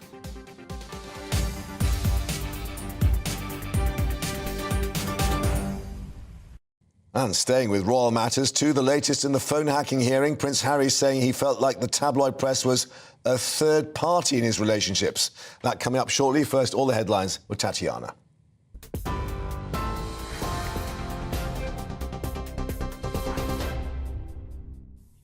Mark, thank you and good afternoon. This is the latest from the GB newsroom.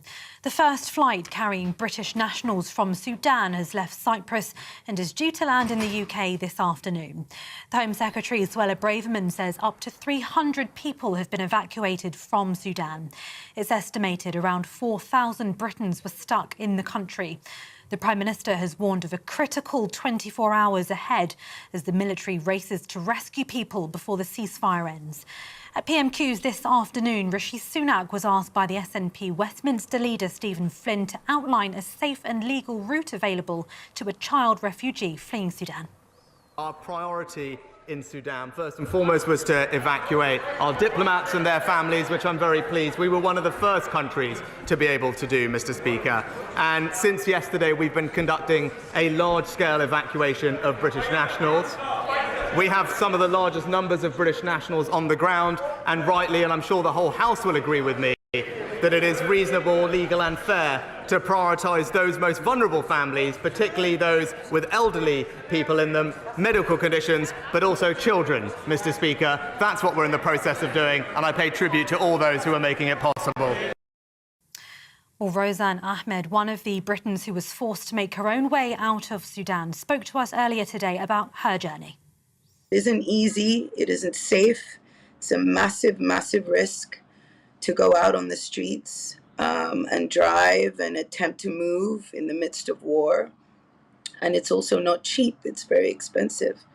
So it was a harrowing journey. The Home Secretary has accused the European Court of Human Rights of undermining the government after the controversial Rwanda plan was blocked last year.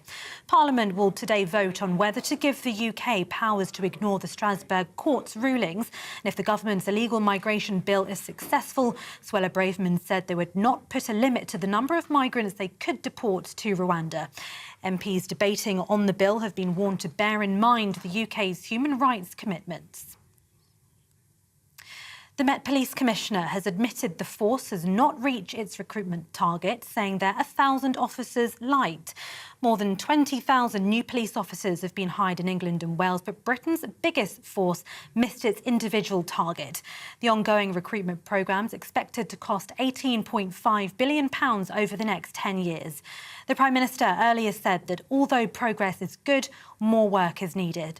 Meanwhile, Mr Rowley admits the Met's shortcoming is partly down to the force's current reputation. I wish we'd hit it, but we haven't. Why haven't you?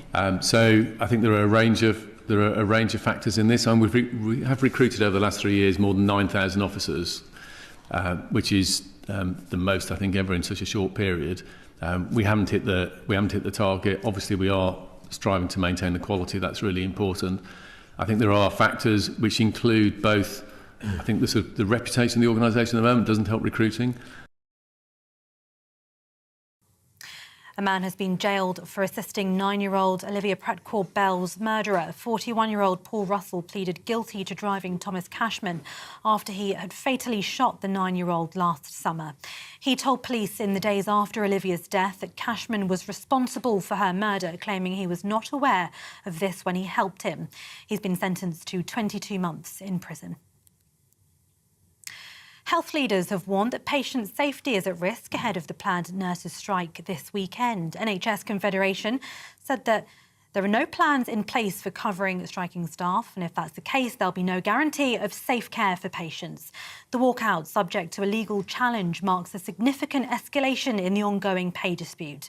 Strike action will begin at 8 p.m. on Sunday and will last for 48 hours. Prince Harry's phone hacking claim against News Group newspapers continues today at the High Court. The Duke of Sussex believes his private information was unlawfully accessed. During day one of his legal battle, Harry made allegations that his brother Prince William settled the claim with the same newspaper company in 2020 over hacking claims. Kensington Palace has declined to comment. The hearing is expected to finish tomorrow. And new data reveals the average cost of car insurance is now £107 more expensive than it was 12 months ago. The research from one poll found that the average price of a policy taken out in the first 3 months of this year was £637, the highest since they peaked in 2011. On average, those surveyed would charge £53 more for their renewal price on an existing policy. This is GB News. We'll bring you more news as it happens. Now it's back to Mark.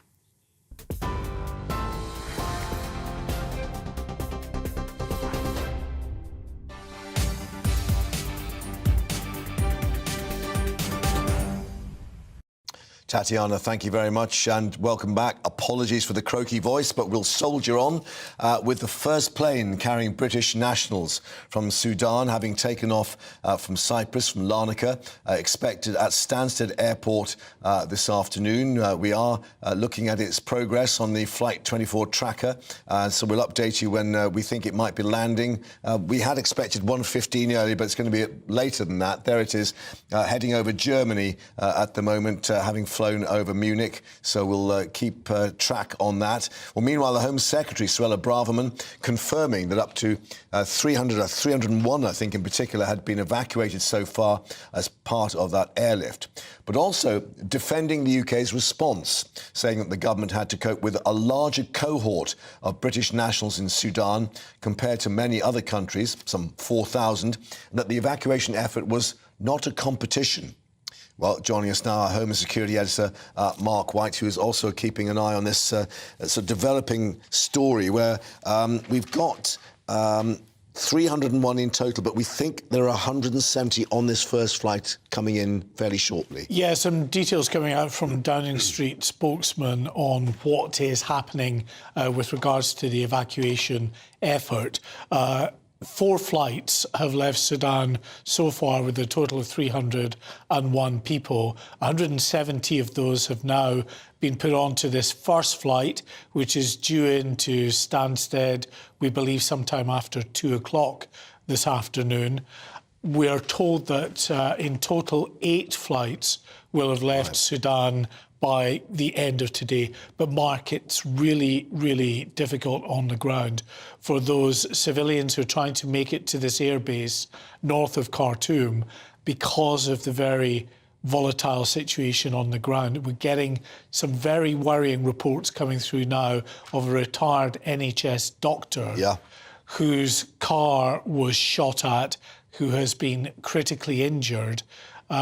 He was trying to evacuate his 86-year-old mother. Now, he's a British passport holder, other members of his family are, but his mother isn't.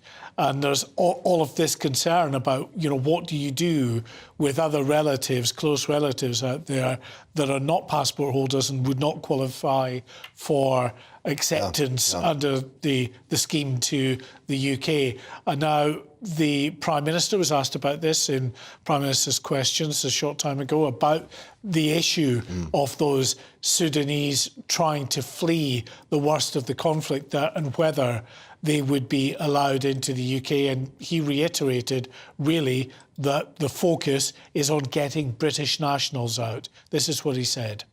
Mr. Speaker, in fact, because of the efforts of our aid teams, we've invested almost £250 million in humanitarian support in Sudan over the past 5 years. And Mr. Speaker, the honourable gentleman does it always, but actually this country has a proud record of compassionately supporting those who need our assistance. Just over the last few years, we have welcomed almost 500,000 vulnerable people to our country, including many children. And it's that compassion that we want to make sure we continue, Mr. Speaker, which is why it's precisely right that we make sure that our system is not exploited by those coming here illegally, and that's what our bill will deliver. Andrew Mitchell looking on in the Prime Minister's comments. We're just learning there's going to be another COBRA meeting this afternoon on Sudan with the Deputy Prime Minister, Oliver Dowden, chairing that. But you were obviously reflecting on what the Prime Minister's official spokesman had been saying.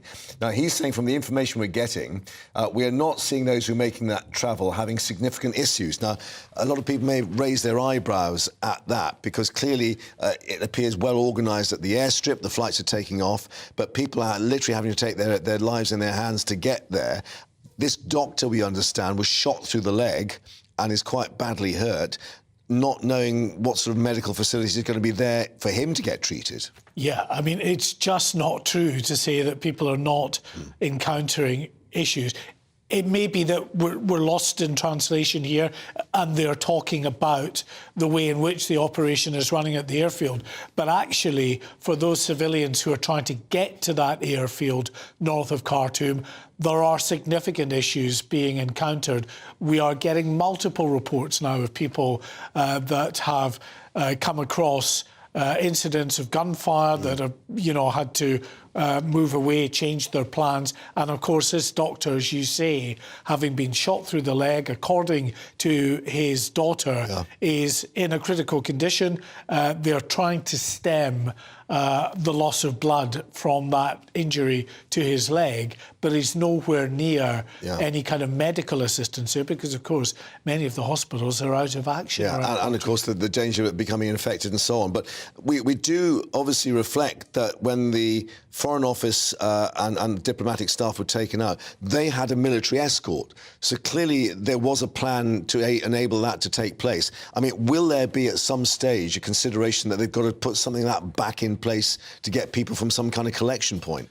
I'm not sure how that would work at a practical level. I mean, it was an easier operation in a sense, the special forces people, I think, in dealing with those diplomats. Now, they got them out quickly because there was a specific threat, and we know that a French diplomat had been targeted. So that's why you had special forces in escorting them out. But the trouble is, these civilians are, scattered all over the place. You can't really put British troops in, even if they were to try to get to any kind of rendezvous point. That's as difficult as getting to the base because really travel in and around that area, wherever you might go, is very perilous. So I think from that point of view, they're on their own. The reason why, of course, you've had the Germans who have pretty much completed, it seems, their evacuation of around 700 of their citizens is because they took the decision to try to get these people out, even though the fighting was going on. Now, the British government, you may say, actually took an appropriate decision and a safer decision, which is to advise people not to travel until that ceasefire was in place. But even with the ceasefire in place, Mark, it's very dangerous on the ground, continues to be. But finally, one telling comment from Germany's Foreign Minister, Annalena Baerbock: Berlin would never leave its civilians to their own devices. Well, is that true? I don't think German forces were out escorting those civilians from their houses to the airport. Exactly. Yeah. So I just don't. I think that's completely disingenuous of her to say that. Right, Mark. Thank you for that. And of course, we'll update people as that flight is heading towards Stansted, and we'll keep an eye on the flight tracker website for you, of course, to update you on when it's due to land. We have our reporter there at Stansted Airport ready for its arrival. But let's now speak to Dr. Naomi Pendle, who's an international development lecturer at Bath University, because Naomi, you were in South Sudan when that was evacuated back in 2013, so you've been through this yourself on a previous occasion. Thank you for having me. And actually, just a first comment on the doctor who was injured. What some people might not know is that many British Sudanese doctors during the early stages of the COVID pandemic were really on the front line, and they lost a lot of British Sudanese doctors during those kind of early days of COVID. So to hear of kind of other losses, I know will hit the community hard. But yes, I was in South Sudan in 2013, December 2013, when in a very similar fashion, armed conflict broke out in the capital city in a way that people were feared might happen, but were really hoping wouldn't happen. And therefore, people weren't prepared. You know, people hadn't stockpiled food, they hadn't stockpiled water, and they didn't know if their electricity would run out. And so again, there were these fears and uncertainties of how people would get to safety, both internationals and then South Sudanese, and I guess now South Sudanese people, of how you remain safe. And looking back to that situation in 2013, what backup or help was there for you from the Foreign Office and the diplomatic staff, bearing in mind this time round, they were the ones to be flown out first? Well, I think, as you've highlighted, the most frightening thing was getting people to the airport safely. And again, obviously, the support wasn't there, partly because it was too difficult to do and to implement. But what happens as the conflict erupts in the city, you hide away. It's a city that you're familiar with. So it's not as if you don't know the streets and you don't know the way to get to the airport. But for a few days, you've been hiding away because you're scared for your life. And obviously in Khartoum, we've heard about people being shot on the streets as they've moved out. A friend's neighbour was shot when she kind of went out to access food and water. So these stories are common. And so people are hiding away, frightened. And then suddenly you're asked to go to an airstrip. So it's very difficult. It's a kind of familiar place, but an unknown place, because you don't know who's in control of those streets and what they'll think of you making that journey. So I think there's a lot of uncertainty and a lot of fear, understandably. And bearing your experience in international development, the fact that you've been in that region before, are you surprised that it does not seem to have been some sort of template for getting people out quickly if the situation starts to deteriorate, particularly after what we saw in Afghanistan and Kabul? I think Sudan, the international involvement in Sudan has been very different to Kabul, and I think we have to remember that. I think there was also hope that something like this wouldn't happen in Khartoum. For a couple of years now, tensions have been rising for a couple of months, and then kind of in the days that kind of were before this crisis erupted, I think people increasingly feared that it might. But actually what we're seeing in Khartoum now is unprecedented. We've never seen this scale of fighting for this period of time. And it seems like a significant shift in the type of warfare that we're seeing. But at the same time, you have two large military groups there. You have the Sudan Armed Forces and you have the paramilitary force that they've relied upon, but that they're now fighting. And so I think we have to think about, if you have these two big armed groups in a capital city who potentially could compete for power, it's very likely that this kind of scale of violence will happen. So it could well be the case then that the Foreign Office, as well as other countries, were taken by surprise. It wasn't the fact that there were, not actually looking at the various reports coming through, that it blew up really quickly and very violently. I think even a few weeks before, there was definitely hope that this would not happen, that there was other ways out, that if the kind of leaders of these arms groups could have agreed, there was a hope that this wouldn't happen. And it was, the scale of what we're seeing now is unprecedented. And therefore, I think it is hard to anticipate exactly what to put in place when you hope these things won't happen. But at the same time, I think we have to learn. I mean, in 2013, it was a very similar case where you get kind of paramilitary groups and the kind of South Sudanese army, both in the capital city. And I think when you get these situations, because of these kind of reliance on paramilitary groups by the army of these nations, it is no longer unpredictable that this kind of scale of violence will happen, this kind of large-scale urban warfare. And therefore, if it's not unpredictable, then plans need to be made in different ways and for different people to ensure they're safe. And of course, the question, if the ceasefire breaks or they can't get all 4,000, or I think 2,000 have actually registered to try and get help, what happens to them if they're literally left behind? Yeah, I think there's got to be lots of fears of that, because if the ceasefire holds, that's encouraging. But also, of course, the concern is what will happen after the ceasefire. And as well, even if those people get out, as you were kind of mentioning earlier, they leave a lot of people behind. A lot of them will have families, they will have colleagues, they will have friends. So a friend there at the moment, she's British Sudanese. She has a widowed mother and an ill sister who are not British citizens. And so I don't know if she will leave without them. So there's these massive decisions that even if these people get out, they will be torn apart by having to leave loved ones behind. Yeah, very difficult situation to decide what's best. Dr. Naomi Pendle, International Development Lecturer at Bath University, and of course, with your experiences there in South Sudan, thank you very much for updating us. And we hope to speak to you again with some maybe more positive news coming through from there. Thank you. Yeah, let's hope so. Thank you for having me. Yeah, indeed. And we'll keep you updated, of course, as we were saying, that flight on its way to Stansted at the moment. We've got our eyes on the Flight 24 tracker due to land later this afternoon. We have our reporter there at Stansted, and we'll try and obviously speak to those coming off that plane and hear their stories. Let's update you with some news that we're getting on the coronation, and that is that Sinn Féin's Vice President Michelle O'Neill has announced she will be attending the coronation. That's just coming through. The party leaders at Stormont saying that the gesture demonstrated her commitment to building good relations and advancing peace and reconciliation, and would be in line to become Northern Ireland's First Minister, of course, if the current power-sharing impasse was resolved. And just to remind you, back in September, she had attended the Queen's funeral in service in London, but saying she has accepted the invitation and would be honoured to attend the coronation. Plenty more coronation details coming up, including the chocolate monarch's bust celebrations. I think all, just to count them up, 2,875, including Bounties, Milky Way, Galaxy and Twix. That's a treat for you in store.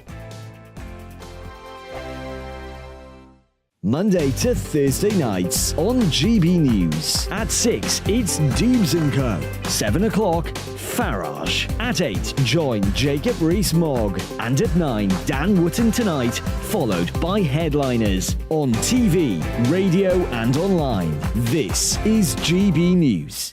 First and foremost, I am a GB News fan, and I was before I was working here. Just love the fact that we're asking the questions that a lot of establishment media won't ask. With a bit of a twist, we not only want to inform you, but we want to keep you entertained. It's worth the drive because you get in and the team's all ready and waiting, they're itching to go, and it's a proper little family. GB News is the People's Channel. It's the audience that makes the programme sing. We're giving our viewers and our listeners a voice. I see the thousands of your letters, tweets, emails, you name it, coming in. Britain is broken.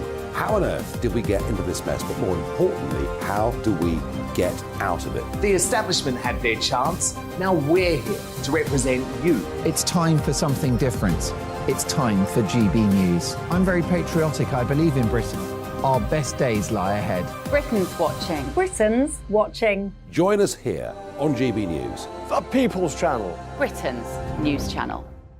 Join me, Patrick Christie's, Monday to Friday, 3 till 6. We tackle the day's news agenda like you've never seen before. It's high tempo, high octane, the most controversial topics, and the best guests. You will not be able to take your eyes and ears off it. I'm not afraid to ask the questions that you really want answered. 3 till 6 p.m, Monday to Friday on GB News, the People's Channel, Britain's news channel. GB News has its own late-night paper preview show, Headliners, where comedians take you through the next day's top news stories. You don't have to bother reading the newspaper, we've got it covered for you. Headliners, every night at 11 p.m, and repeated every morning at 5 a.m. We won't send you to sleep like some of the other paper review shows out there. GB News, the People's Channel, Britain's news channel. Join me, Camilla Tominey, on Sunday mornings from 9:30, taking the politicians just her task and breaking out of SW1 to see how their decisions are affecting you across the UK. Bursting the Westminster bubble every Sunday morning, only on GB News, the People's Channel. Britain's watching. Hello, I'm Calvin Robinson. Do not miss my Common Sense Crusade Saturdays at 7 p.m.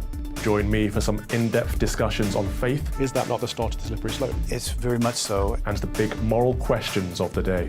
I'm baffled. You've got some nerve. Only on GB News, the People's Channel, Britain's news channel. I'm Andrew Doyle. Join me at 7 o'clock every Sunday night for Free Speech Nation, the show where I tackle the week's biggest stories in politics and current affairs with the help of my 2 comedian panellists and a variety of special guests. Free Speech Nation, Sunday nights from 7 on GB News, the People's Channel, Britain's news channel.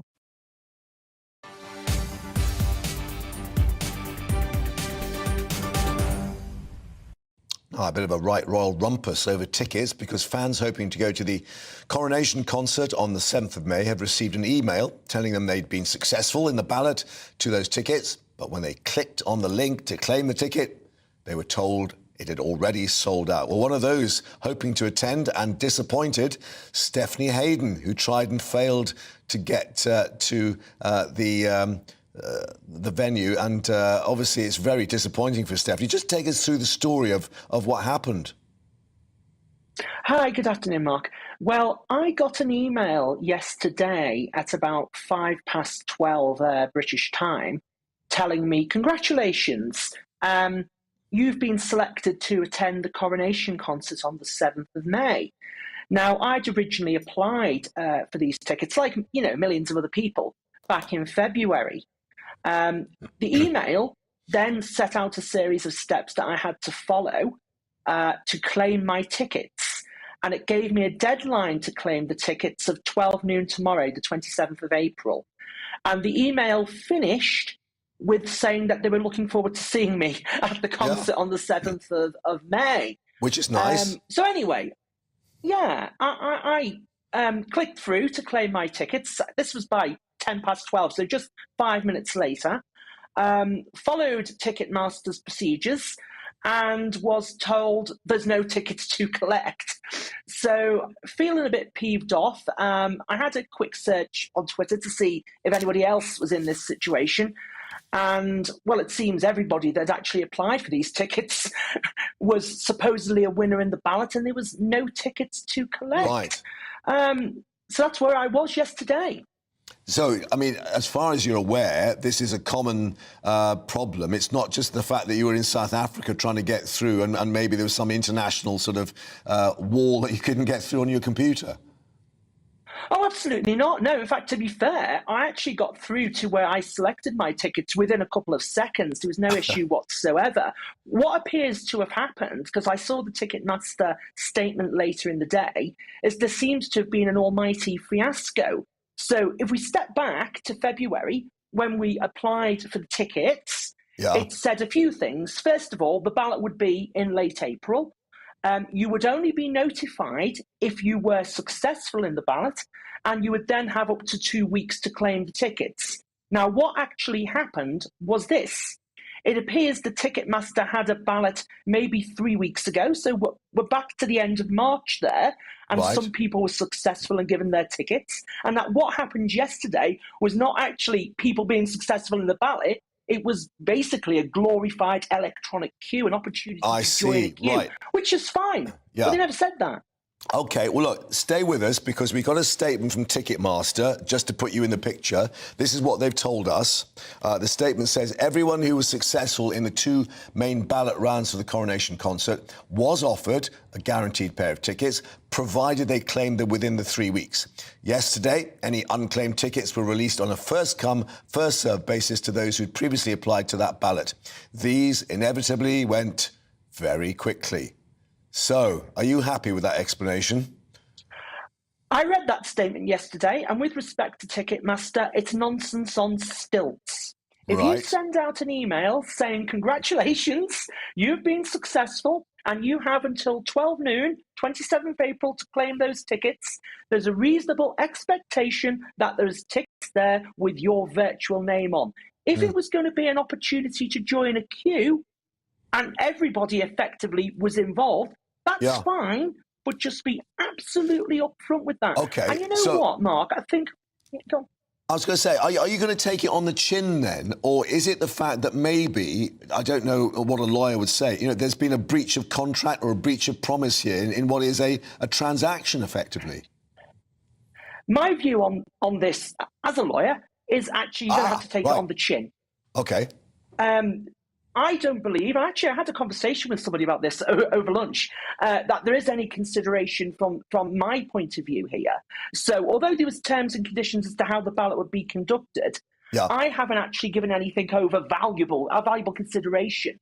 So it's just really, I'm a bit peeved off I can't go. There's no cause of action here. And I know a few people, had booked unrefundable hotels and flights, for example. I don't think even if there was a contract that those sort of losses would be recoverable in these circumstances. So I think there's lessons to be learned all round. But no, I'm not going off to the county court on this one, Mark. OK. But are you still coming to London to enjoy the whole Coronation weekend? I've got a choice. I live in London. I'm just over here in Johannesburg for a short while. Okay. So I'll be back in the UK in a few days' time. So the answer is yes. Yeah, OK. Well, let's wish you a happy coronation, and maybe you'll be able just to sort of listen from outside the various walls and pick up the music that way. But Stephanie, thank you very much for bringing us the story, and wish you and all the other ticket holders the best, of course, in terms of enjoying that coronation. Let's just update you on the fact that we've got this flight heading to Stansted. That is the Flight 24 tracker. It is now making its way across Germany, so it will be landing a little later than we were expecting. But we're being told that there are some 170 people on board that the British military authorities successfully put on board in Larnaca in Cyprus. And we've got our reporter waiting at Stansted to speak to them when they land. So that coming up. First, an update on all the headlines with Tatiana.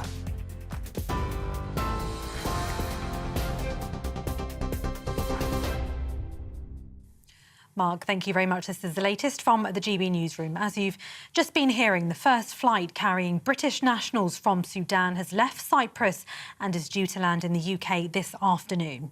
The Home Secretary, Suella Braverman, says up to 300 people have been evacuated from Sudan. It's estimated around 4,000 Britons were stuck in the country.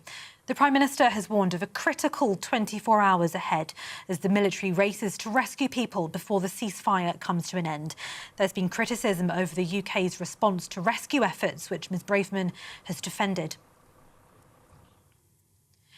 Meanwhile, the Home Secretary has accused the European Court of Human Rights of undermining the government after the controversial Rwanda plan was blocked last year.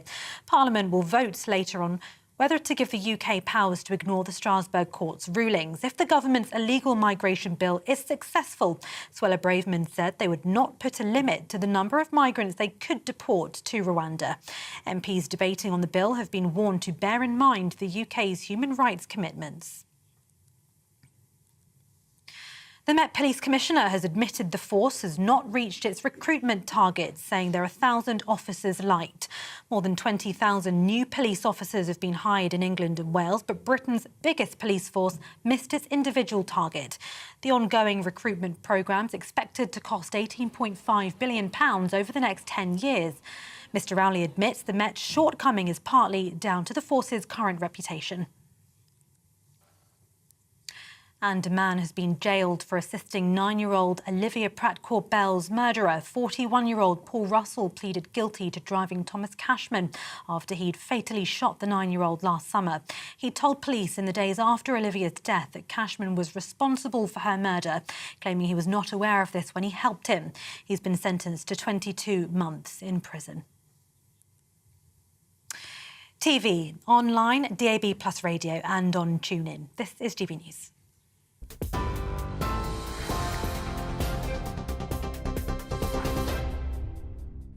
Direct Bullion sponsors the Finance Report on GB News for gold and silver investment.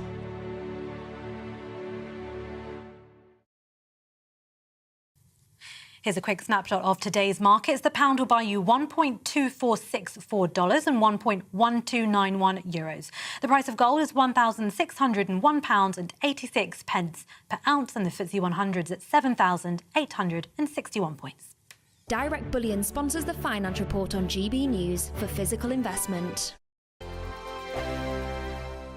It's all about family, being in people's living rooms, all the interaction and getting to know who our viewers and listeners are. When I was young, my dad used to say, "Nana, stop arguing." I wanted an outlet that would enable me to give my opinion. People are going through a really hard time right now, and I know that you don't feel like you're being listened to by the establishment. I came to GB News because it's the people's channel, and I want the audience to have their say on the events of the day. We're dynamic. We do something different. Democracy shows that the wisdom of the nation is in its people. I get to travel to find out what the story is from a personal perspective. The British people aren't fools. We know when we're not being told the full story. We've got to work out how Britain moves forward from this.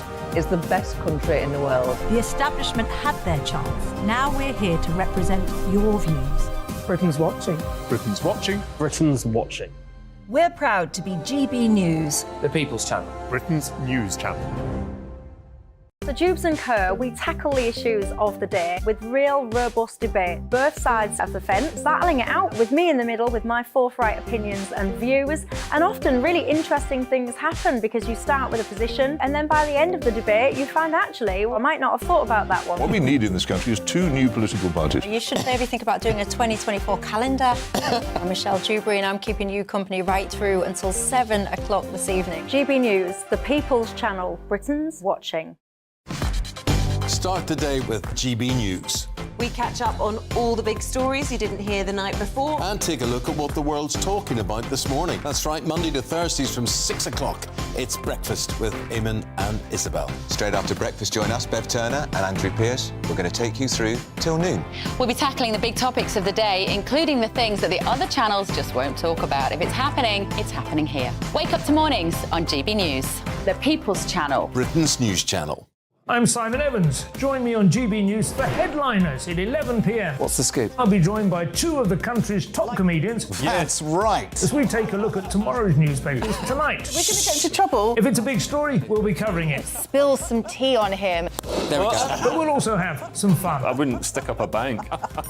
My father didn't love me. So anyway, Headliners every night from 11 on GB News, the People's Channel, Britain's news channel. Saturday nights on GB News. From 6 p.m, I'll give you my unique take on the world today. Then at 7, it's me, Calvin Robinson, with my Common Sense Crusade. New to GB News is the Saturday 5. 5 times the opinion. Join us every Saturday from 8 p.m. as we debate the week's stories. With us 4, plus a special guest. And at 9, of course, it's Mark Dolan Tonight. Saturday nights on GB News, the People's Channel, Britain's news channel.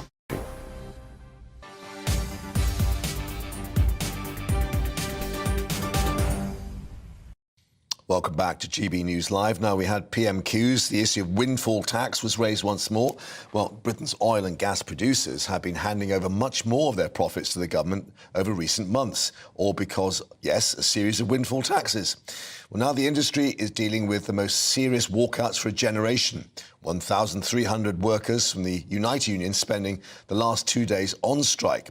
What impact is this having on the UK's crucial oil and gas producers? Well, Liam Halligan's been to Aberdeen to find out for us. Aberdeen, Scotland, the energy capital of Europe. North Sea oil and gas production has dropped almost 2/3 over the last 20 years, but remains vital to our energy security. Now this pivotal industry is dealing with the most serious strike action in years, and of course, spiralling taxes. Just over a year ago, British oil and gas producers were paying 40% tax on their profits, already more than other industries. But that's since risen to 65% and now 75%. Could that kill off what's left of this vital part of the British economy? Most North Sea producers aren't now huge multinationals, but smaller UK firms. A group of such operators recently wrote to Chancellor Jeremy Hunt, warning that extreme and open-ended taxes are posing an existential threat, making investments unviable and leading to a rapid onset of the decline of the North Sea. Mark Lappin, an Aberdeen-based oil industry geologist, says the prospect of much lower North Sea production is very real. Well, there'll be certain organisations that will have modelled their 20, 30-year plans that now have to, those conclusions are no longer valid. And if the investment is already made towards them, then some companies will certainly be in trouble because of that. An oil and gas hub for half a century, Aberdeen's at the heart of an industry that generates billions of pounds in tax each year while supporting 200,000 UK jobs. The Port of Aberdeen has invested £400 million building this newly opened quayside for oil rig repair and decommissioning. But these windfall taxes, set to last until 2028, could see the UK lose out to rivals overseas. We have companies who are looking to actively invest in other parts of the world rather than invest in the UK. We've got supply chain resources like the drilling rigs you see here, which can quite easily go and work in other parts of the world rather than working here in the UK. Over the last 2 days, dozens of North Sea platforms have faced further disruption, with 1,300 offshore workers on strike. Oil and gas companies are enjoying record windfall profits, says Sharon Graham, boss of the Unite Union. They can easily afford to give our members a decent pay rise. But even at current pay rates, UK oil and gas companies, including Harbour Energy, Britain's largest North Sea operator, are laying off hundreds of staff. Defending his windfall tax, Chancellor Jeremy Hunt told GB News the government spent almost £100 billion helping families with their energy bills, and oil companies should contribute. But we need to keep a dialogue going to unlock more North Sea oil and gas. But the Chancellor's 75% tax on profits means many firms here aren't investing, so less oil and gas will flow. Liam Halligan, GB News in Aberdeen. We'll have a bit more with Liam in a moment reacting to that. But let's bring you some breaking news on the political front. And Tom, our Deputy Political Editor, is joining us in the studio. This concerns Andrew Bridgen, the Tory MP, or Tory MP that was, because he lost the party whip. We've got more news on that. He did. He lost the party whip in January following a tweet where he said, as one consultant cardiologist said to me, this is the biggest crime against humanity since the Holocaust. He was referring to the vaccine rollout and the COVID jab in general. That, of course, caused a huge amount of concern amongst many, and indeed it led to him losing the whip as a Conservative MP. He was, however, still a member of the Conservative Party, despite not being a Conservative MP, if that makes sense. So sitting as an independent. Sitting as an independent, but still had his membership of the Conservative Party. Yeah. There was then a process that the party undertook, and it was decided after a recommendation from a disciplinary panel, because there's always a process in this. The loss of the whip is sort of pending one of these investigations. Right. The investigation took place, and on the 12th of April, so just over a week ago, Mr Bridgen was expelled from the Conservative Party. So that's only now emerging? That's only emerging in the last few minutes, even though the decision was taken on the 12th of April. I must add that a Conservative Party spokesman has told me in the last few minutes that Mr Bridgen has 28 days from that date to appeal the decision. So that may explain why they've tried to keep it quiet, to give him due process to go through and put his case. Exactly. We're in the middle of this period whereby Mr Bridgen can, if he so chooses, appeal. We do not know if he has chosen to appeal or not, but in effect we're in that sort of probationary period. But would it be fair to say he has been unapologetic on this particular issue previously? That certainly is the case. He seemed to double down on the issue of vaccine scepticism, one might say, to put it mildly, when challenged over these questions. Indeed, the vast majority of Mr Bridgen's presence on social media now is on this single issue of vaccines. Right. He seems to have become rather obsessive about it. And I've spoken to several of his colleagues in recent days and weeks who have actually been rather concerned that this has become a big obsession for Mr Bridgen. Fix the point, OK. And just to, in terms of political balance, reflect that Diane Abbott, who has lost the whip, there is an inquiry going on at the moment. So the same could happen to her in terms of being removed from a political party. That's exactly the case. What generally happens in these cases is that the whip is taken away from a Member of Parliament pending an investigation, and at the conclusion of that investigation, there could well be a suspension of the party membership. It must be said, Jeremy Corbyn hasn't got the Labour whip, but is still a member of the Labour Party. Diane Abbott even hasn't though they're trying to deselect him even for the though next he's election. not allowed to stand at the next election. Yeah. Who would be an MP? Eh? Right. Thank you very much, Tom, for bringing us that breaking news. More reaction, of course, as we get it. We're not going to... not sure if Mr Bridgen's going to be talking publicly, but he does have 28 days from the April the 12th to appeal that process. But let's return to the issue of oil and gas and windfall taxes. And Liam joins us now with On the Money.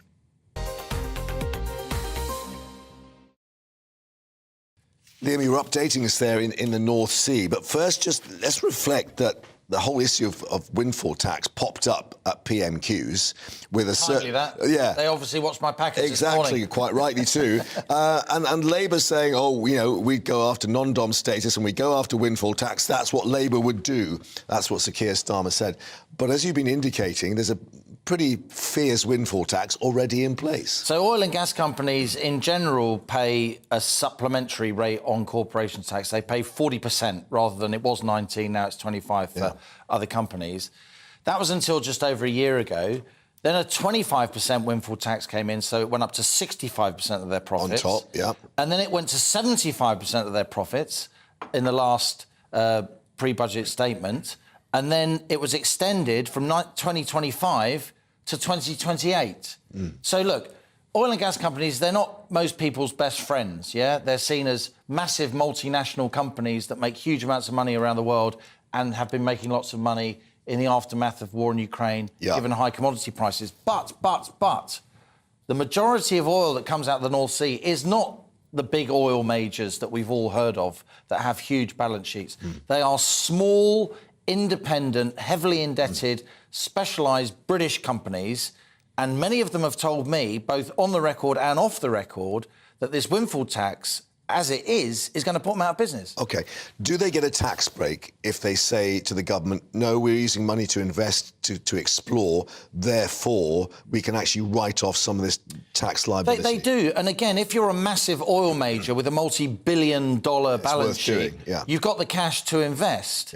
If you're a small independent who's laying off workers, and Harbour Energy, the biggest oil and gas operator in the North Sea now, you've never heard of them because they're a small independent company. They're a sizable small company, but they're not Shell or BP. They've just laid off hundreds of workers. And if you are one of those smaller companies, you haven't got a massive balance sheet. You have to raise the money, OK? And you can't raise the money to invest the money to take advantage of the tax break if the tax regime keeps changing all the time because no one will lend you the money.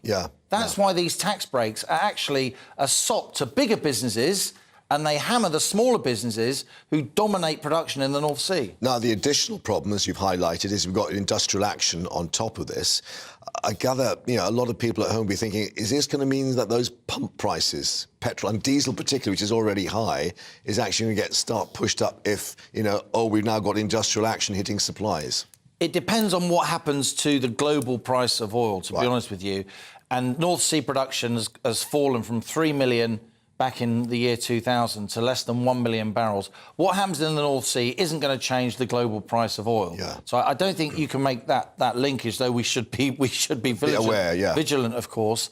I think what is important is, look, these strikes were planned, they've been on Monday and on Tuesday. They are going to push up operating costs for these North Sea producers just because they have to get other people. You can't just stop an oil well, right? You need to get other relief workers in. Unite Union have said these oil companies are making huge profits, very much taking their cue from Labour, who keeps talking about the global profits of oil companies rather than the local profits of these smaller firms operating in the North Sea. And, you know, the workers, Unite, are saying they're talking about a tsunami of strikes. There are going to be more strikes of these offshore staff on platforms. Look, these men and women do a great job. They're often away for weeks at a time. They work in a dangerous environment. But within the oil and gas industry, they are famously extremely well paid for what they do. So I think a lot of the big oil and gas companies are going to push back against the idea of inflation-busting pay hikes. Right. I mean, the other aspect is, in terms of the environmental lobby, this is exactly perhaps what they might want to see, that they don't want a North Sea oil and gas business in terms of fossil fuels being at the heart of any economy. You know, up in Aberdeen, I had my eyes and my ears open. I talked to lots and lots of people. And so as well as making the piece that I went up there to make, is this windfall tax going to threaten the oil and gas industry, the one that we're running today? Yeah. I'm also putting together a piece, Mark, that will bring you in the coming days, again from Aberdeen, based on the idea, as Hamza Youssef, the Scottish First Minister, SNP leader, says, that Aberdeen could be, in his words, the net zero capital of Europe. There's an awful lot of movement away from oil and gas and into wind turbines, hydrogen, carbon capture and storage, and so on. Aberdeen is extremely well geared up in order to do those things, but often it's the oil and gas companies that are going to do them. Because they've got the cash. Because they've got the expertise. And they've got the marine technology, Yeah. etc., etc. I do think there'll be a transition, but I think we will be sticking with oil and gas for quite some time yet, not least in Aberdeen. Yeah, because a lot of people aren't buying electric cars, of course. Absolutely. Yeah, so, Liam, thank you for that. We look forward to your next update, of course, from Aberdeen. Now, as part of his case against News Group newspapers for alleged phone hacking, Prince Harry said he felt like the tabloid press was a third party in his relationships. When court documents revealed on yesterday, the Duke of Sussex claimed the press had always tried to run his relationships and even went as far as to claim that the tabloid press felt like it owned him, despite only being 5% funded by the taxpayer while he was a working royal. Those revelations coming a day after the court heard that Prince William allegedly reached a settlement with News Group newspapers back in 2020 over similar charges of alleged phone hacking. That a large sum, we were told in court, and that was behind the scenes was the phrase used. Let's get more now with our national reporter, Paul Hawkins, who's been back in court for us today. What have we heard today, Paul? Yeah, morning, Mark. We've heard from the lawyers of News Group newspapers who own The Sun this morning, and their lawyers have said that there is no hard evidence, but only general pleas of voicemail interception and phone tapping by The Sun. And they say they said that the claims may point to some sort of illegal activity when it comes to things like hacking voicemail and paying private investigators, but they adamantly deny that that had anything to do with The Sun. Remember, Rupert Murdoch has always admitted that the now defunct News of the World was involved in illegal information obtaining, but that never happened at The Sun. So we've heard the defence from News Group newspapers this morning. In terms of Prince Harry's legal team, represented by David Sherborne, lawyer, he's been listening on. We haven't heard much from him, but what we have heard is that Prince Harry and Hugh Grant are watching online, and that we're hearing that Hugh Grant, whose case, of course, similar case against The Sun, is also being heard alongside Prince Harry's. Hugh Grant is expected to attend tomorrow. Yeah, and just to explain to people once more, Paul, this is just a preliminary hearing. This is not even a full trial as such. And we expect maybe that those individuals, Prince Harry and Hugh Grant, would have to appear then in court in person to take that through. Yeah, absolutely. That's if it went to a full trial. This is a preliminary hearing. So the Sun, represented by their parent group, News Group newspapers, have brought this claim to try and strike out Prince Harry's legal case before it gets to court. And of course we know that Rupert Murdoch has preferred to settle out of court, that he doesn't want it to drag through. We saw with the Dominion voting company over in the United States recently that they settled out of court £635 million through Fox News, which of course is also owned by Rupert Murdoch. So he prefers to settle out of court. He won't want it going to trial. He won't want details of how the Sun operates made public in court. And so yeah, it should be interesting to hear what happens tomorrow on day 3 of this preliminary hearing.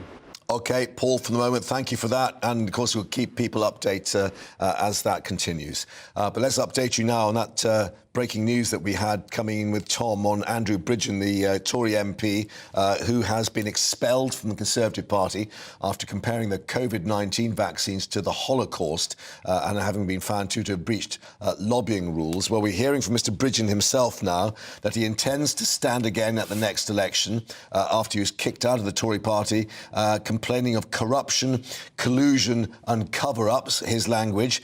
In a statement, he said, "My expulsion from the Conservative Party under false pretences only confirms the culture of corruption, collusion and cover-ups which plagues our political system. I have been a vocal critic of the vaccine rollout and the party have been sure to make an example of me."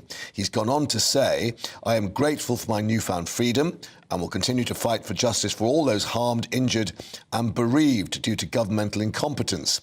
I will continue to serve my constituents as I was elected to do and intend to stand at the next election." But just to reaffirm, the Conservative Party actually saying officially they had been expelled from the party on April the 12th after the recommendation of a disciplinary panel, and he now has 28 days from that date to appeal against that. We'll have more reaction coming up to that. Just to remind you, he's MP for North West Leicestershire. Also, the latest on that flight heading on its way to Stansted as we speak, coming in from RAF Larnaca, or rather Larnaca Airport, with some 170 people seeking some shelter now from all those attacks in Sudan. They're on their way. We'll update you from the airport as they come in. Stay with us. Hello, Alex Deegan here. I joined GB News because I was sick and tired of not hearing my views being represented, not just mine, but so many people that I knew and spoke to. I just couldn't get my voice out there. I couldn't say anything, I couldn't do anything. Whatever the narrative was, I kind of had to follow it. GB News is there to provide a voice for those who have been ignored by the establishment media. We think different things, we've got a different style. GB News is here to be optimistic and positive about the future. It's real kind of dynamic and flowing, with the audience very much at the heart of it, like a big family. Here at GB News, we talk about the things that matter to you. Hearing the voices from right across our towns and cities, especially our towns. All sides of the argument represented with a heavy dose of opinion.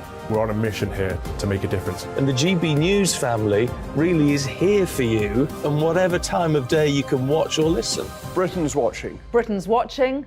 We're proud to be GB News. The People's Channel. Britain's news channel. Westminster is going around in ever-decreasing circles, followed by the media. Britain is broken. How on earth did we get into this mess? But more importantly, how do we get out of it? Join me at 7 p.m, Mondays to Thursdays on Farage, here on GB News. We will have open, rational debate. We've got to work out how Britain moves forward from this. Join us here on GB News, the People's Channel. Britain is watching. You've probably seen politicians interviewed 1,000 times, but we do it differently. We find out who they really are, we don't shout, we chat, and hopefully we bring a bit of light, not just heat. Did you know Kate Moss? Apparently. Do you have a pair of jeans or a pair of jeans?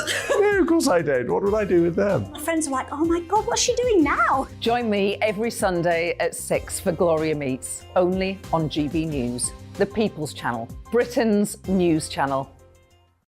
I'm Jacob Rees-Mogg, the Member of Parliament for North East Somerset and a former government minister. For years, I've walked the corridors of power in both Westminster and the City of London. We need to have the arguments, the discussions on how we make it better. Crop failures, famine, war, suffering on a scale completely unimaginable. We are putting the cart before the horse. As Charles I said at the scaffold, he was the true defender of liberty. Yeah, I've completely derailed the conversation. Join me Monday to Thursday at 8 p.m. on GB News, Britain's news channel.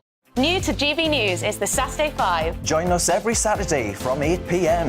as we debate the week's stories. Right, folks, that was a spicy one, wasn't it? With us four, plus a special guest. Sometimes she has to stick her foot in it. Sometimes she has to say things as they are. Sometimes I think we should keep the refugees and send the pensioners to Rwanda. Then we'd be in a much better state. Well, Benjamin, that is... The Saturday 5. Saturday nights from 8. Only on GB News, the People's Channel. Britain's news channel.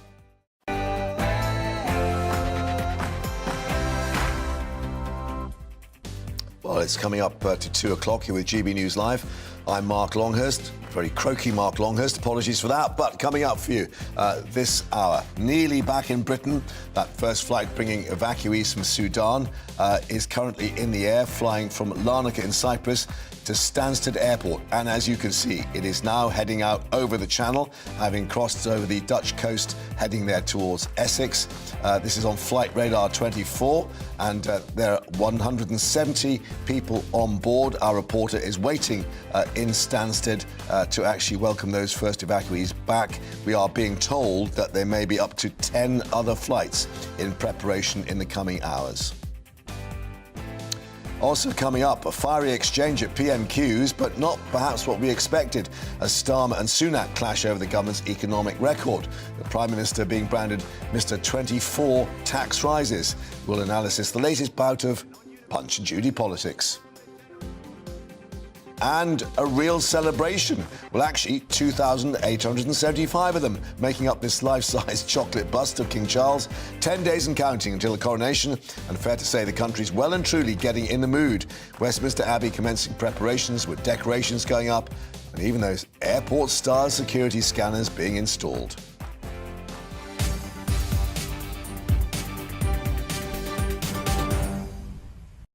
And also coming up, the latest on the breaking news that Tory MP Andrew Bridgen has been expelled from the party, but he says he will fight on and stand at the next election. It's after his comments comparing the COVID vaccine to the Holocaust and the disciplinary action being taken by the party back on April the 12th. More reaction on that coming up, but first, let's get all the latest headlines with Tatiana.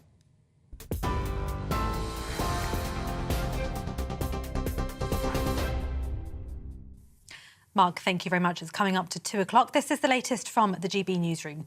The first flight carrying British nationals from Sudan has left Cyprus and is due to land in the UK this afternoon.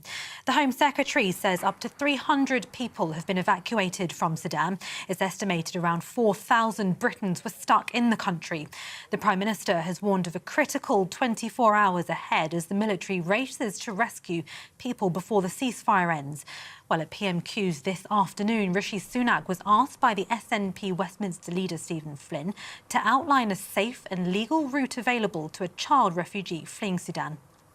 Our priority in Sudan, first and foremost, was to evacuate our diplomats and their families, which I'm very pleased. We were one of the first countries to be able to do, Mr. Speaker. And since yesterday, we've been conducting a large-scale evacuation of British nationals. We have some of the largest numbers of British nationals on the ground, and rightly, and I'm sure the whole House will agree with me, that it is reasonable, legal and fair to prioritise those most vulnerable families, particularly those with elderly people in them, medical conditions, but also children, Mr. Speaker. That's what we're in the process of doing, and I pay tribute to all those who are making it possible. Roseanne Ahmed, one of the Britons who was forced to make her own way out of Sudan, spoke to us earlier today about her journey. It isn't easy, it isn't safe.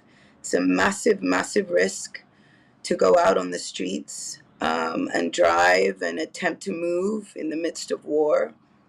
And it's also not cheap, it's very expensive. So it was a harrowing journey. Well, some breaking news in the last half an hour. MP Andrew Bridgen has been expelled from the Conservative Party. It's after he compared COVID vaccines to the Holocaust and was found to have breached lobbying rules. The North West Leicestershire MP was expelled on the 12th of April following the recommendation of a disciplinary panel and was given 28 days to appeal.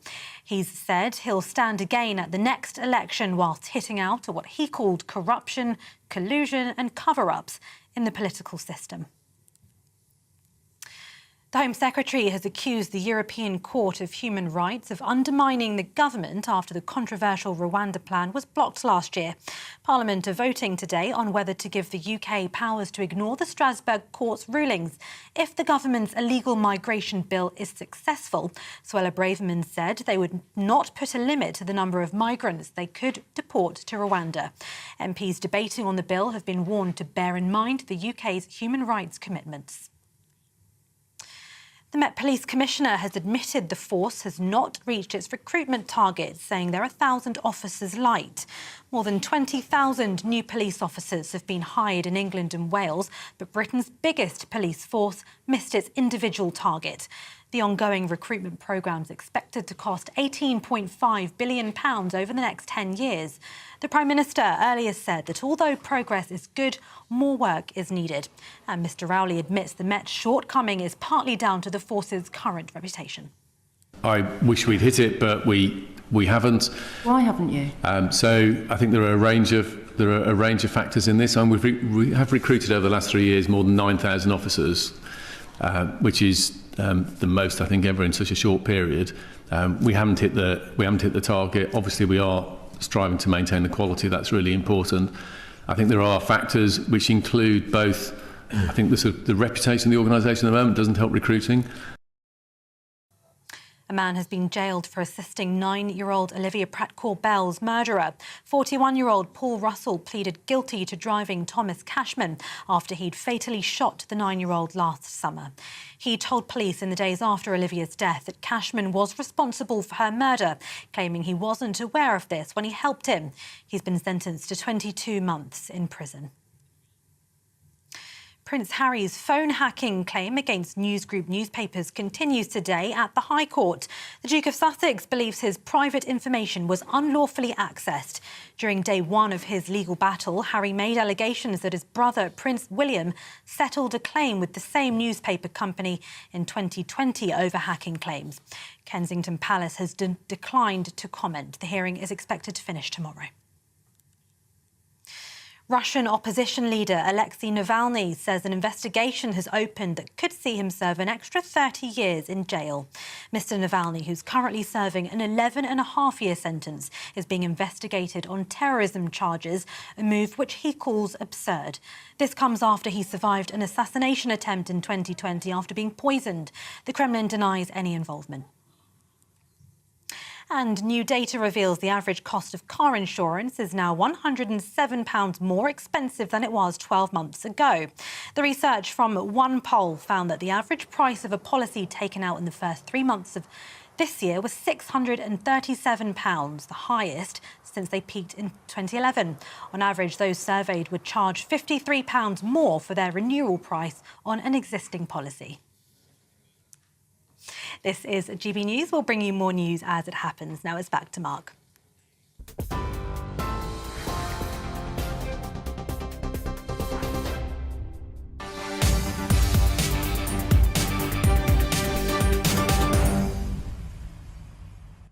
Tatiana, thank you very much indeed. Now, let's just update you with some breaking news we're getting from Westminster. Of course, we were expecting this illegal migration bill to be discussed later. We're now being told that the SNP had called for an emergency debate on that bill, but the bid's been denied by the Speaker of the Commons, Sir Lindsay Hoyle. Stephen Flynn, the SNP's leader in Westminster, saying the bill had not faced enough scrutiny, telling MPs across the board the government sought to railroad this deplorable, disgusting bill through the House of Commons. Why is that important, he said? Because this doesn't just affect adults and children, it affects asylum seekers and refugees, and indeed those who've been the victim of trafficking. However, the Speaker, Sir Lindsay Hoyle, said he was not persuaded to grant that application, basically saying he didn't have to give orders, but he sympathised with members, he said, trying to scrutinise a very large number of amendments to an already densely drafted bill, an indication of perhaps of what may be to come in terms of that debate a little later. But we'll update you as we get more on that. But let's tell you now about the latest on that evacuation from Sudan, because the flight carrying the first British nationals due into Stansted in the air is just crossing the channel as we speak. Downing Street saying that those evacuees being processed in an orderly and manageable way out in Sudan after that 72-hour partial ceasefire was declared. And in Westminster, a 9th Cobra meeting to be chaired by the Deputy Prime Minister, Oliver Dowden, this afternoon. Let's get more with our Home and Security Editor, Mark White, who joins us in the studio.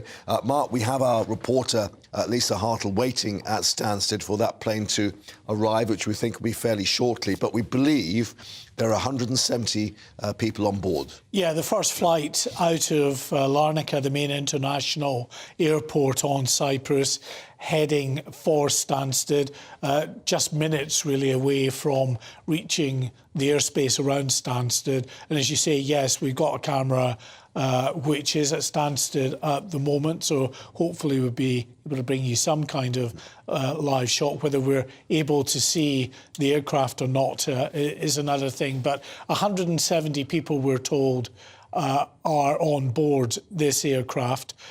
301 was the total that the British government have given us of British passport holders who they've so far been able to get out of Sudan in 4 British RAF transport aircraft. We're told that a total of 8 British aircraft will have left Sudan by the end of today. So they're doing this hop from Sudan to either RAF Akrotiri or to Larnaca and then on to Britain. But clearly, 170 this first flight, we've got what could be 4,000 British passport holders estimated in Sudan, 2,000 of them having asked the Foreign Office to get them out. Yes, absolutely. And, not everyone is heading up to this secure airbase in the northern suburbs of Khartoum. Some are just trying to get their way out of the capital and work their way east, even though it's 500 miles to the port of Sudan. Thousands have done that, nationalities from around the world. In fact, the Saudi authorities have told us that one of their vessels has docked in the Saudi port of Jeddah, having made that relatively short voyage from Sudan across to Jeddah with 1,700 people from 50 separate countries, including British nationals. So they're not all coming out via the British government-run evacuation process. It's all hands to the pump, international really. effort. And wherever you can get to, other countries will probably take you if you're a Western citizen. There's a bit of an update from Downing Street saying these flights have been full or close to full, with no significant issues being faced by the evacuees who've been told to make their own way to the airfield. Now, there may be some raising their eyebrows at that, bearing in mind we've had one report of this former NHS doctor trying to get his mother out, being shot in the leg as he was trying to drive to the airport.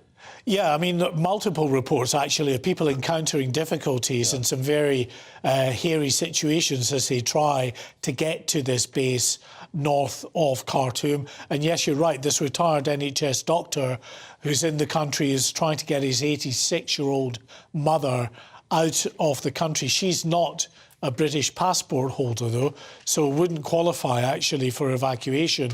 But while driving to get her to some sort of safety, he came under fire, shot in the leg. His daughter has described his injuries as critical because he's lost a lot of blood. They're trying to stem the flow of blood, but there are no medical facilities nearby that they can safely get him to. Yeah, and of course the other issue being, do you actually want to reveal that you are, number one, British passport holder, and number two, medical staff? Because of course there are a lot of injured soldiers as well, and reports that NHS staff who are out there for Eid are trying to keep a low profile for that very reason. Yeah, absolutely. They might get roped in to helping rebel forces, injured personnel, rather than getting to safety themselves. So they don't want that situation to unfold. It's enormously difficult still on the ground, despite this 72-hour ceasefire, which is overall, we're told, still holding.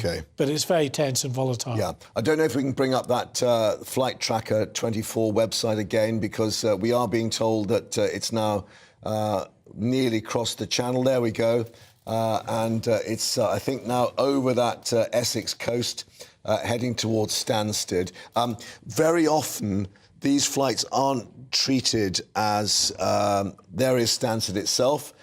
They basically probably go to a different area of the airport, because I know a lot of flights where you have hostage taking, whatever. Stansted is the standby airport for those sorts of operations. Yeah, it's the UK's designated airport, along with Prestwick in the north of the UK, to deal with security-related issues. Now, it might be that they decide that, this is not a security situation is such that it requires these people to be taken to a secure part of the airfield, they may just dock at a normal gate. Gate is, but I guess they may also want to keep them away from the cameras, bearing in mind the experiences they've been through in these past 24, 36 Well, it's certainly hours. not a scheduled flight. It's specially chartered by the British government to get these 170 people, we understand, to Stansted, and it may well be, that they try to shield them as much as possible from the prying eyes of the media. Although there are cameras within the terminal building to get those arrival shots. So hopefully they will still be allowed to get close enough, at least, to see those British passport holders. Yeah, and maybe test this assertion from the Prime Minister's official spokesman that there's no problems with them actually getting to the airport and everything's going smoothly. Well, yes. I mean, it will be interesting if any interviews are gathered by those people arriving as to what they say. We know that some people still in country have been reporting pretty hairy situations that they're facing. OK, Mark, thank you for that. More, of course, from Stansted as that plane lands. But let's speak now to Michael Attit, who's a Sudanese journalist who is still in Khartoum as we speak. Michael, what is your situation there? Michael, can you hear us? Thank you. Yeah, thank you for having me. The situation today is not different from the past 12 days as the fighting continues despite the repeated ceasefire announcement by both parties that they are not holding. This afternoon we have experienced a heavy shelling on the bases of the RSF in Omdurman and also in Khartoum. And we also hear reports of another attack by the RSF on the military headquarters within the downtown in Khartoum. The other concern is about the humanitarian situation in the ground, as civilians are fleeing for their lives, seeking safety in the nearby towns. There are also concern about the recent release of the prisoners from the prison, and which, brought a lot of speculation and caution among the civilians who are at risk of either being attacked by the warring parties or else fall a victim, to robbers and thefts along the road. So as I think, the situation is still tense, and people are very scared, staying indoors with only few movements. Michael, as we were just discussing with Mark White, the line from Downing Street here in London is that people trying to get to that airstrip are not having significant issues. Is that your understanding? Because clearly it is 18 miles to get to the north of the city to try and get into that airstrip. Yeah, unfortunately, that is the only option at the moment. All the evacuation process that happen, only few that happen in Khartoum, but all the other ones with the foreign and diplomatic missions, they have to travel all that long to Post-Sudan to go and get a plane and go to their countries from there. So it's quite a difficult and very scary situation. Even the road itself is not guaranteed, as we had a report of, attacks on some convoys as they're trying to leave Khartoum to Port Sudan. So it is still a perilous situation then to try to make that journey? Yes, of course. It is still very hard, very difficult, but people are going. People, even including Sudanese citizens, are on a daily basis moving, trying just to leave this scene and try to join with their families, or trying to just go to Port Sudan and make their way out of this country. OK, Michael, thank you very much indeed with that update there in Khartoum. Sudanese journalist, of course. Stay safe, and we'll hopefully get back in touch with you and see what the situation is. Thank you very much indeed. Well, just to remind you, that's the the situation there at Stansted Airport, where they are awaiting this flight with 170 people on board. The first evacuation flight having flown from that airstrip, the Wadi Sidna airstrip in Sudan, to Cyprus, and then taking off from Larnaca earlier today, and 170 people on board, nearly back in Britain. We'll update you with our reporter Lisa Hartle, who is there on the ground. All that coming up for you shortly. Monday to Thursday nights on GB News. At 6, it's Dubes & Co. 7 o'clock, Farage. At 8, join Jacob Rees-Mogg. And at 9, Dan Wootton Tonight, followed by Headliners. On TV, radio and online. This is GB News. First and foremost, I'm a GB News fan, and I was before I was working here. Just love the fact that we're asking the questions that a lot of establishment media won't ask. With a bit of a twist, we not only want to inform you, but we want to keep you entertained. It's worth the drive because you get in and the team's all ready and waiting, they're itching to go, and it's a proper little family. GB News is the People's Channel. It's the audience that makes the programme sing. We're giving our viewers and our listeners a voice. I see the thousands of your letters, tweets, emails, you name it, coming in. Britain is broken. How on earth did we get into this mess? But more importantly, how do we get out of it? The establishment had their chance. Now we're here to represent you. It's time for something different. It's time for GB News. I'm very patriotic. I believe in Britain. Our best days lie ahead. Britain's watching. Britain's watching. Join us here on GB News. The People's Channel. Britain's news channel. Join me, Patrick Christie's, Monday to Friday, 3 till 6. We tackle the day's news agenda like you've never seen before. It's high tempo, high octane, the most controversial topics, and the best guests. You will not be able to take your eyes and ears off it. I'm not afraid to ask the questions that you really want answered. 3 till 6 p.m, Monday to Friday on GB News, the People's Channel, Britain's news channel. GB News has its own late-night paper preview show, Headliners, where comedians take you through the next day's top news stories. You don't have to bother reading the newspaper, we've got it covered for you. Headliners, every night at 11 p.m, and repeated every morning at 5 a.m. We won't send you to sleep like some of the other paper review shows out there. GB News, the People's Channel, Britain's news channel. Join me, Camilla Tominey, on Sunday mornings from 9:30, taking the politicians to task and breaking out of SW1 to see how their decisions are affecting you across the UK. Bursting the Westminster bubble every Sunday morning, only on GB News, the People's Channel. Britain's watching. Hello, I'm Calvin Robinson. Do not miss my Common Sense Crusade Saturdays at 7 p.m. Join me for some in-depth discussions on faith. Is that not the start of the slippery slope? It's very much so. And the big moral questions of the day. I'm baffled. You've got some nerve. Only on GB News, the People's Channel, Britain's news channel. I'm Andrew Doyle. Join me at 7 o'clock every Sunday night for Free Speech Nation, the show where I tackle the week's biggest stories in politics and current affairs with the help of my 2 comedian panellists and a variety of special guests. Free Speech Nation, Sunday nights from 7 on GB News, the People's Channel, Britain's news channel.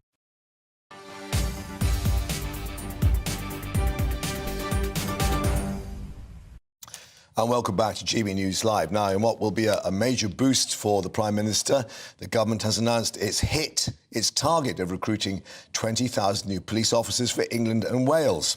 The latest figures revealing the government recruiting 20,951 more officers since 2019, fulfilling its election manifesto pledge of the same year. It means that the number of officers is about 3,500 higher than it was in 2010 when the Conservatives took office. However, concerns that the uplift has not kept pace with the increase in the population and a lot of experienced officers have left the force. Well, let's get more with our political reporter, Olivia Utley, outside New Scotland Yard. And Olivia, in terms of the Met itself, there is a bit of a hiccup there because Sir Mark Rowley indicating they're about 1,000 down on their target. Yes, absolutely. So there are 43 different police forces in England and Wales, and 42 of them hit their targets, which added up to the government's overall target for the country of 20,000 new police recruits, while the one police force that didn't hit its target was the Met Police. So that is a pretty big fly in the ointment for the government. The Met Police is obviously in disgrace at the moment, and it knows that it has a lot of work to do to claw back its reputation. There are a couple of other flies in the ointment too, one of which I spoke to Suella Braverman this morning about this, but one problem is that there is concern that some of the new recruits, some of these 20,000 new recruits, simply aren't up to scratch. By December of last year, so just a few months ago, the government had only succeeded in recruiting just over 16,000 new police officers. So that extra 3,500 have all been recruited over the last 3 months. Now that is a very dramatic and very, very quick uplift in police numbers. And the Telegraph has been reporting that actually some of those people are police officers who failed the test the first time round. But because police forces were so desperate to hit those recruitment numbers, they were invited back to test again. And obviously that raises the risk of having rogue police officers in the Met. Now, Suella Braverman said that that isn't a concern. She said that the standards are very, very high, that only 1 in 10 police officers who apply to join a police force are accepted into it. Yeah. Of course, that, I suppose, mitigates a little bit.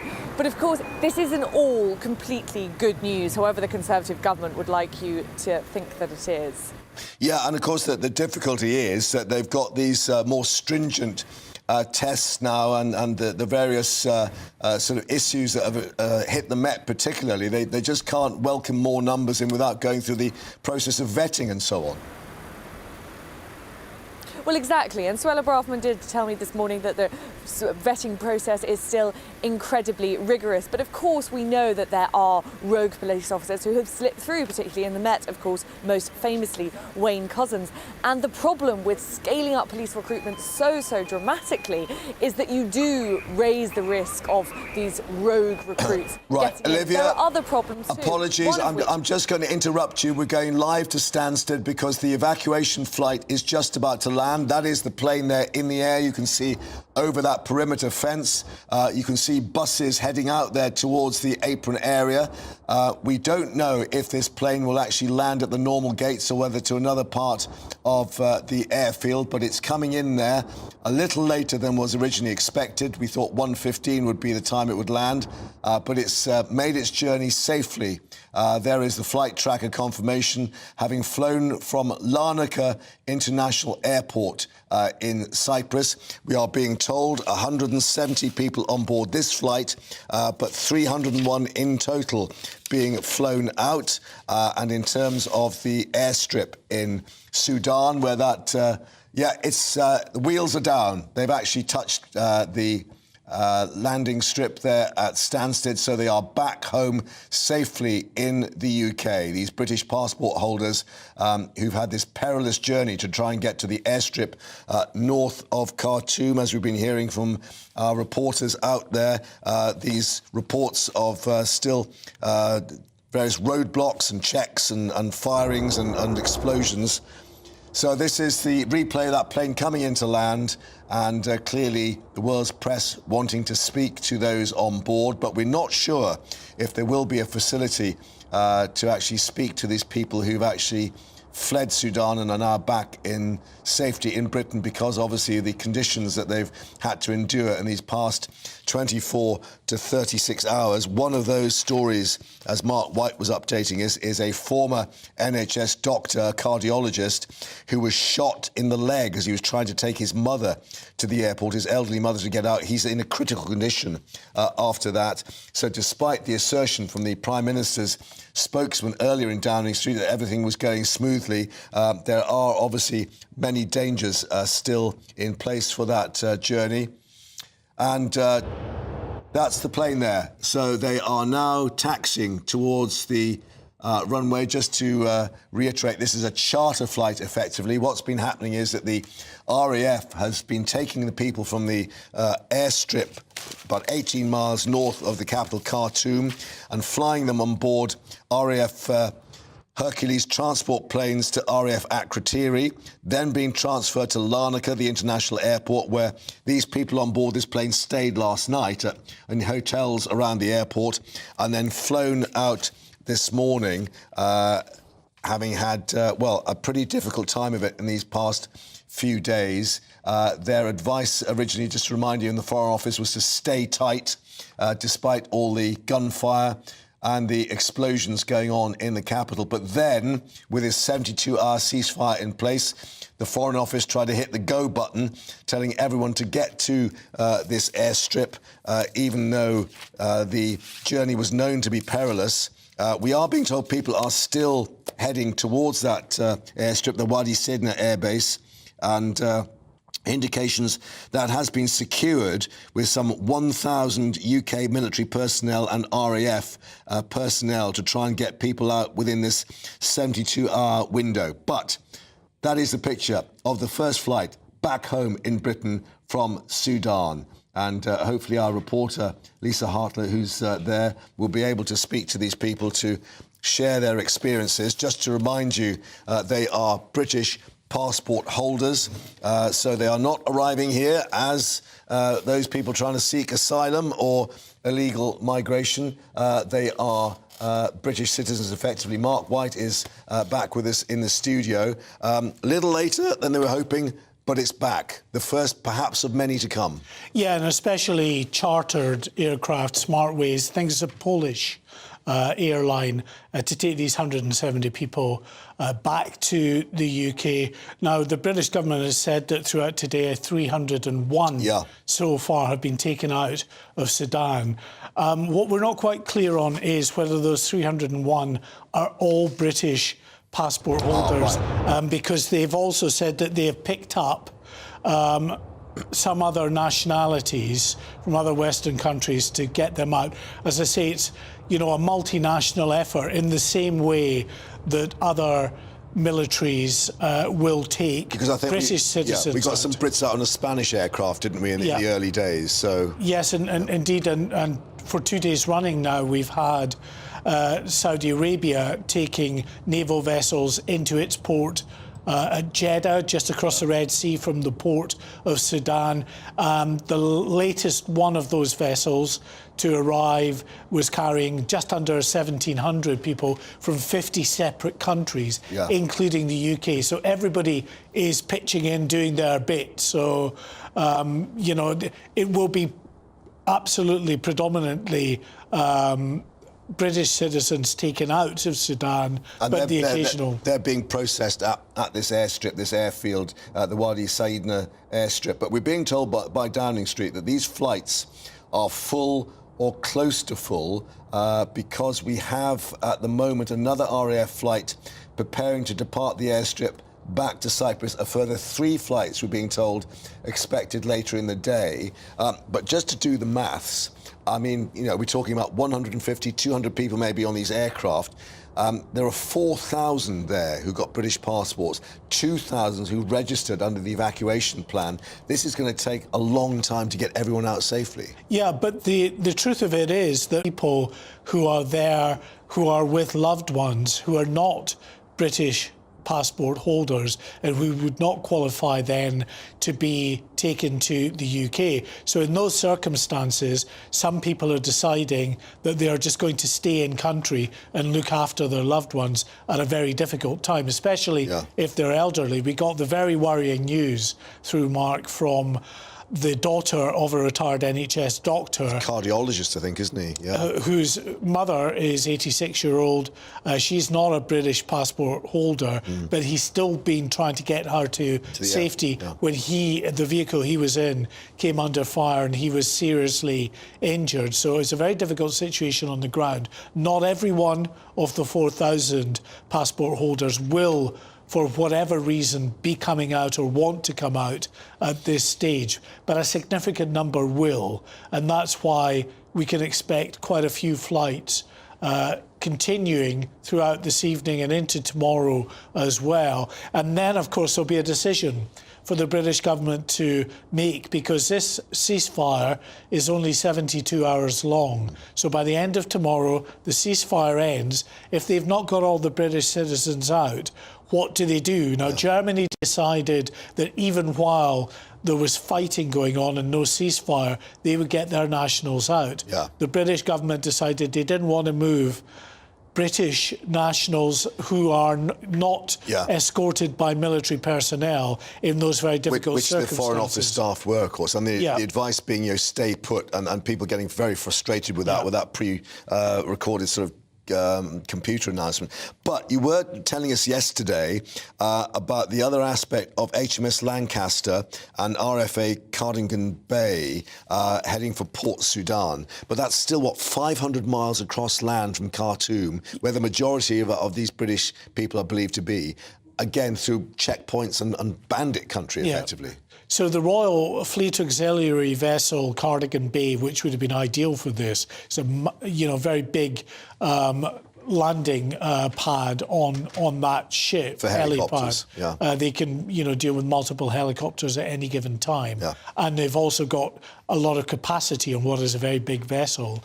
It's in maintenance, so it can't get there in any kind of a hurry.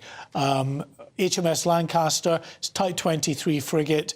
It, we're told, is going to be arriving there at some point, either today or into tomorrow. So the operation still underway and ramping up, but the first flight back, as we saw there, landed safely at Stansted. More coming up from Stansted, but let's get an update on all the headlines with Tatiana.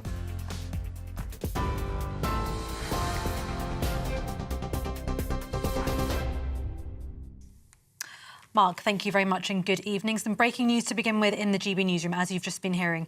In the last few minutes, the first flight carrying British nationals from Sudan has now landed in the UK. What you're seeing now are live shots of the aircraft having landed at Stansted Airport in the last few moments. The Home Secretary says up to 300 people have been evacuated from Sudan. It's estimated around 4,000 Britons were stuck in the country. The Prime Minister has warned of a critical 24 hours ahead as the military races to rescue people before the ceasefire ends. There's been criticism over the UK's response to rescue efforts, which Suella Braverman has defended. MP Andrew Bridgen has been expelled from the Conservative Party. This after he compared COVID-19 vaccines to the Holocaust and was found to have breached lobbying rules. The North West Leicestershire MP was expelled on the 12th of April following the recommendation of a disciplinary panel and was given 28 days to appeal. He said he'll stand again at the next election whilst hitting out what he called corruption, collusion and cover-ups in the political system. The Met Police Commissioner has admitted the force has not reached its recruitment target, saying they're 1,000 officers light. More than 20,000 new police officers have been hired in England and Wales, but Britain's biggest police force missed its individual target. The ongoing recruitment programme is expected to cost £18.5 billion over the next 10 years. The Prime Minister earlier said that although progress is good, more work is needed. Meanwhile, Mr Rowley admits the Met's shortcoming is partly down to the force's current reputation. And a man has been jailed for assisting 9-year-old Olivia Pratt-Corbell's murderer. 41-year-old Paul Russell pleaded guilty to driving Thomas Cashman after he'd fatally shot the 9-year-old last summer. He told police in the days after Olivia's death that was Cashman responsible for her murder, claiming he was not aware of this when he helped him. He's been sentenced to 22 months in prison. TV, online, DAB+ radio and on TuneIn. This is GB News.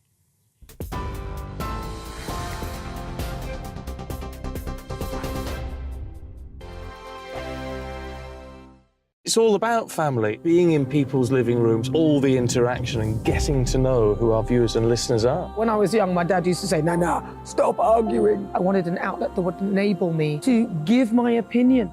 People are going through a really hard time right now, and I know that you don't feel like you're being listened to by the establishment. I came to GB News because it's the people's channel and I want the audience to have their say on the events of the day. We're dynamic. We do something different. Democracy shows that the wisdom of the nation is in its people. I get to travel to find out what the story is from a personal perspective. The British people aren't fools. We know when we're not being told the full story. We've got to work out how Britain moves forward from this. It's the best country in the world. The establishment had their chance. Now we're here to represent your views. Britain's watching. Britain's watching. Britain's watching. We're proud to be GB News. The People's Channel. Britain's news channel. So Jubes and Co, we tackle the issues of the day with real robust debate, both sides of the fence, battling it out with me in the middle with my forthright opinions and views. And often really interesting things happen because you start with a position and then by the end of the debate you find actually, well, I might not have thought about that one. What we need in this country is 2 new political parties. You should maybe think about doing a 2024 calendar. I'm Michelle Dewberry and I'm keeping you company right through until 7 o'clock this evening. GB News, the People's Channel, Britain's watching. Start the day with GB News. We catch up on all the big stories you didn't hear the night before. And take a look at what the world's talking about this morning. That's right, Monday to Thursdays from 6 o'clock. It's Breakfast with Eamon and Isabel. Straight after breakfast, join us, Bev Turner and Andrew Pearce. We're going to take you through till noon. We'll be tackling the big topics of the day, including the things that the other channels just won't talk about. If it's happening here. Wake up to mornings on GB News, the People's Channel. Britain's news channel. I'm Simon Evans. Join me on GB News for Headliners at 11 p.m. What's the scoop? I'll be joined by 2 of the country's top comedians. That's right. As we take a look at tomorrow's newspapers tonight. We're going to get into trouble. If it's a big story, we'll be covering it. Spill some tea on him. There we go. But we'll also have some fun. I wouldn't stick up a bank.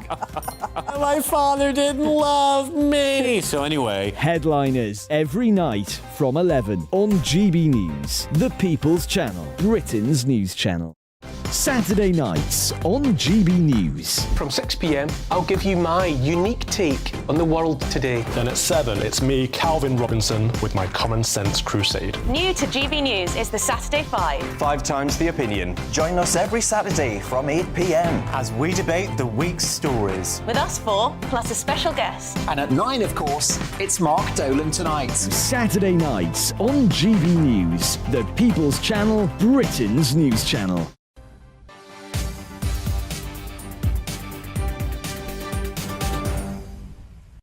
You're with GB News Live. Let's update you on this breaking news that the first evacuation flight from Sudan has landed safely at Stansted with 170 people on board. They were actually taken, of course, by an RAF transport plane from Sudan to Cyprus and then left Larnaca this morning and have now landed safely in Essex, where our correspondent, Lisa Hartle, not only saw them arriving, but actually filmed the plane coming in. We can speak to Lisa now at Stansted. And clearly this is quite a moment for those people on board, bearing in mind the sort of journey we're being told they've had to make just to get to the airstrip in Sudan, north of Khartoum. Yeah, exactly. So as we all saw moments ago, that plane landed here, would have come from Cyprus this morning. It was a chartered jet. That's 2,000 British citizens are registered in Sudan, and obviously there's a strong fight to try and get everyone out in time as the 72-hour ceasefire has been in place since Monday. So far, 301 British people have been evacuated from Sudan, with 4 other flights scheduled. One of those, an RAF flight, was preparing to leave this afternoon, with 3 others expected later in the day. Thousands more British nationals are thought to be in the country who haven't notified the Foreign Office of their presence yet, so the race is on to lift them to safety. But as we've been hearing, the treacherous journey to try and get to those places where they can be helped is something that could be keeping people from making that initial journey. The rescue efforts, like I say, is a 72-hour ceasefires in place that's been in place since Monday. Now, during PMQs today, the SNP Westminster leader asked the Prime Minister to outline a safe and legal route for child refugees seeking to flee Sudan to arrive in the UK. Rishi Sunak said the government's first priority is to evacuate British diplomats and their families, adding that the UK was one of the first to do so. Yeah, we're just looking at the pictures now that you actually filmed yourself, Lisa, a few minutes ago, of this charter flight coming into Stansted. And it seems it's actually stopped out on the tarmac rather than going to one of the gates, because clearly now they're going to have to work out what they do with all these people on board after the experiences they've been through, and maybe keep them away from the cameras until they're ready to speak to reporters. Well, behind me, that's actually one of the private jet, because obviously it's a charter jet, it's a private terminal. So that's why it went there rather than the main terminals that if you were coming back from a holiday, for example, you would fly into. So we can't actually see, I can just see the tail of the plane now, so I can't actually see any people. But yeah, you're right, it's obviously going to be working out how to then get them on to wherever's next to go now they're finally somewhere that's safe. And we obviously think that this will be the sort of process that we've got the RAF flights going from Sudan to Cyprus, and then these charter flights then going on from Larnaca here to Stansted. That this will be the evacuation route, if you like. Yeah, because obviously there's an RAF base in Cyprus, so that seems to be the route at the moment. So, like I said, there was going to be 4 other flights scheduled for today, 4 other RAF flights, and it's just a matter of just keeping that route going, trying to get the couple of thousand people at least that they know are needing to escape Sudan. OK, Lisa, thank you for updating us there at Stansted with that plane having touched down and several other taking off, as we can hear behind you. But let's speak once more to Mark White, our security editor here in the studio. I was just asking you a few minutes ago, who's paying for all this? Because this is going to be a very expensive operation with these flights going to and fro. Yeah, in these types of emergencies, it will always be the British government that would pick up the tab. I don't think that, you know, they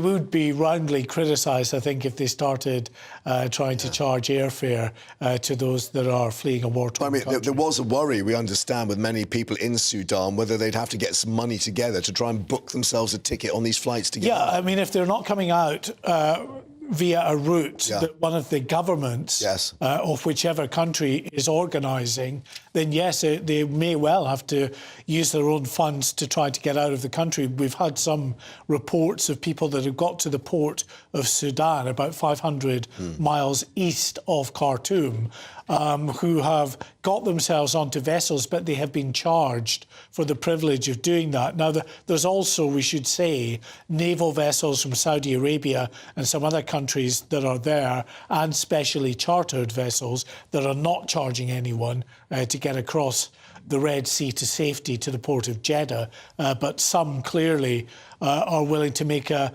fast buck out of this. So unfortunate if you're fleeing Sudan and you end up having to pay that money. But I think, you know, people will just be glad to get out of the country and away from the danger, the immediate danger. But of course, still many people there, not just the thousands from the UK, UK passport holders who are still in country, but there are thousands from many, many other countries around the world. We were hearing today about a naval vessel from Saudi Arabia that has docked in Jeddah carrying people from 50 separate nations. So you can just tell how big this international rescue operation is. And this airstrip that they're using north of Khartoum, of course, was being operated by the Germans until, I think, late last night when British military personnel took over. Now, we're being told that we've got 1,000 British personnel, including RAF, 120 actually at the airfield, but security being maintained by the Sudanese armed forces. Now, this is quite interesting because perhaps we might have assumed that the Brits were in control, but they're still relying on the Sudanese armed forces to try and keep things calm. Yeah, it's a joint effort. So what you've got is the sort of the outer perimeter of this airfield. Remember, of course, it is a Sudanese military base. So you would expect their troops to be there and guarding the airfield. But then you've got an inner perimeter that is being managed and coordinated by each country's military as they deal with their own flights and in and out of there. And that's why we saw yesterday a flight taking off from Cyprus with 120 UK personnel. Now, that was a mix of members of the military, but also some Foreign Office officials and some Border Force officials as well. Yeah. Now, we understand that obviously you've got this situation at the airstrip where they're doing some triaging is not the right word, but clearly they're wanting to get the most vulnerable out first. We're being told that includes children, people with disabilities, medical conditions and so on. So we assume those people just about to get down these aircraft steps in Stansted will need quite a bit of assistance now. Do we know what's in place to help them? Is there some kind of set procedure for people in these sort of emergency circumstances? Yeah, there are teams from the Foreign Office and the Home Office who are at Stansted now. And they helped them initially, of course, when they got to the airbase, where they're partially processed, making sure that they are British passport holders or passport holders from another Western country that the British have decided or agreed to take with them to safety. But when they get to Stansted, they will undergo more comprehensive security checks and health checks to make sure that everybody is OK. And then arrangements will be made for onward journeys to whichever part of the UK they need to be taken to. But of course, the media is there. Some people that have been on this flight understandably may not want to speak to the media, but others may well want to tell their story. Just confirmation coming through from a Foreign Office spokesman that there were children on the flight. So clearly the decision will have to be made to actually keep them away perhaps from the cameras until the situation is ascertained, because it's not just this journey trying to get to the airstrip, it's the conditions that they've been in Khartoum, basically sheltering, many of them without water or food for quite a few days, with all the shelling and the shooting going on. Yeah, so I mean, the general physical condition in itself may be an issue, but actually, their mental state, having gone through what they may have had to go through to get out of that country, to get to a place of safety. We're hearing about those who've come across some fairly hairy situations in these road checks, these various checkpoints. And it's not just Sudanese military that are manning these checkpoints. You've also got the rebel groups from the Rapid Support Forces, who are fighting against the Sudanese military at this stage. And clearly there have been some instances where those trying to get to safety have been shot at, with this a former NHS doctor being very seriously injured. And we've got, I think, 70 other NHS doctors still serving who are out there. They went out as part of a medical group to celebrate Eid, and of course they've got trapped. We don't know what's happened to them as yet. But the key issue is, and you were describing these rebel forces, they're paramilitary effectively. We don't know what the command and control structure is like to actually discipline those. They may literally be out to try and take your car, take your petrol, take your possessions and so on. Yeah, I mean, as always with these irregular forces, they're out there, they're not really governed by any proper structure that we would understand in the West in terms of how militaries operate.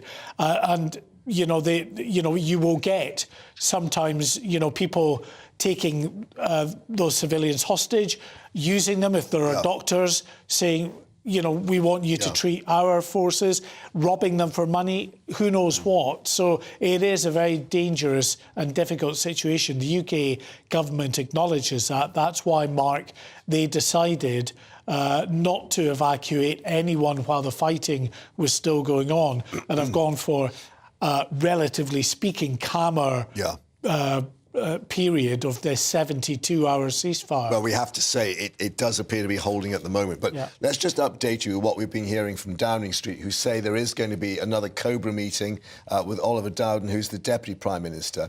But Downing Street is saying the evacuees are being processed in an orderly and manageable way. No suggestion that the British operation will have to leave this airstrip imminently. The Prime Minister's official spokesman going on to say, from the information we are getting from those who are making their way, we are not seeing those who are making that travel having significant issues. Well, clearly, as Mark has been indicating, that may be the case in terms of those that are spoken to, but there have been other problems. Anyway, we are still processing people, said Downing Street, in an orderly and manageable way. So let's just show you these pictures again of that first jet flight having landed from Cyprus in Stansted about 15 minutes ago. This is probably going to be the template now for what happens from here on in.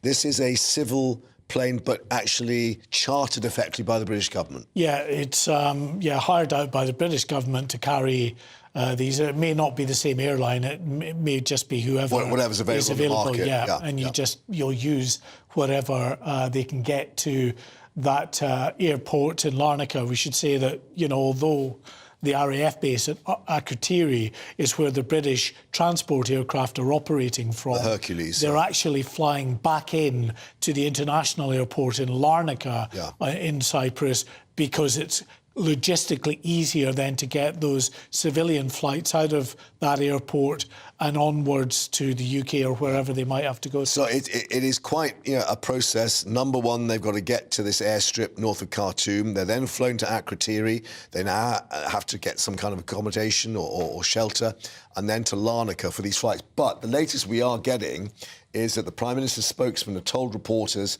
that there's another flight loading right now in Khartoum, and that 4 flights have already departed. So if we assume, 150, 200 people per transport plane, they will be then transferred at whatever stage to these civil airliners. So we could be seeing 500, 750 within the next 12 hours or so? Yeah, I think that's a fair calculation. We don't know exactly how many, but certainly if it's the C-130 Hercules that's been used quite a bit, they really only have a capacity of between 120 and 130 people. Some of the bigger aircraft, such as the Airbus A400M Atlas, can take some more. Which is like a jet aircraft rather than a propeller. We also have RAF Voyager aircraft, which are much bigger in terms of being able to take more than 200 or so. But it just depends what the RAF has available to them. Remember, these aircraft, they're not just waiting and standing by to respond to international crises. They're all around the world on operations. But do you think that the way this is unfolded, on top of what we saw in Afghanistan and Kabul, will mean there'll have to be a rethink about the emergency evacuation templates that are in place for these places across the world? Because as we were hearing from that reporter in Khartoum itself, indications were that things were brewing up, and yet the Foreign Office seemed to be very slow on the uptake. Yeah, I mean, there's no one template that fits all of these situations. If you take Afghanistan, for instance, it was in some ways a bit easier because you had a significant British and American military force on the ground there. The infrastructure was already there. That could help, even though it was a sudden collapse of the government in Afghanistan. We didn't have any troops in Sudan, and as I say, they're all over the world on different operations, so they have to be brought into place. And some countries are nearer logistically; they're able to respond a bit more quickly than us. But there'll certainly be lessons learned. But as I say, whatever happens in these emergency situations, it's never perfect. Yeah. Mark, thank you for that. But let's update you with the fact that that plane has landed safely at Stansted about 25 minutes ago. 170 on board, UK nationals, including, we're being told from the Foreign Office, children. And they will obviously now be cared for at that airport. More flights on the way later, as there is another Cobra meeting to start in Downing Street this afternoon. We'll have all the latest for you here on GB News. Stay with us. Hello, Alex Deacon here with your latest weather update from the Met Office. It is going to turn warmer as we head towards the weekend, but there will be some wet weather around as well. Some bright spells and some heavy showers through the weekend. At the moment, we've got weather fronts trying to push in from the southwest. They will eventually bring the milder air, but it's still pretty chilly out there today. A lot of cloud around. Most places dry, just the odd scattered shower over northern England, southern Scotland this evening, and still some wintry showers in Shetland where the cold air persists. But elsewhere, well, it will be a little bit milder than recent nights. Some clear spells, but generally quite cloudy, and some rain moving into Northern Ireland and the west coast of Scotland by dawn. Still a frost likely in northern Scotland, but elsewhere we'll dip down into the low single figures perhaps. But we should have some brightness on Thursday morning, bit of sunshine across parts of northern England, eastern England as well. But generally another cloudy day. Wet weather moving across Scotland with snow on the tops of the mountains, turning dry through the central belts and largely dry in Northern Ireland. But look at this wet weather coming in from the southwest. Some uncertainty about the timing of that rain, but we will see some heavier bursts coming in from the southwest. Temperatures getting into the teens, but still pretty cool for the time of year. Obviously feeling cooler as this rain moves in. As I said, some uncertainty about the extent, how far north it reaches, but most places can expect to get wet during Thursday evening and overnight into Friday. You can see it's actually a swirl. It's actually developing into an area of low pressure. That should be edging away during Friday, so perhaps a grey and certainly a damp start in parts of the east, but should be drying up through the day, and certainly many western areas looking brighter on Friday with some sunshine returning, and temperatures will be on the rise with a bit of sunshine, 17, 18, perhaps a little bit higher in a few places, warming up as we head towards the weekend.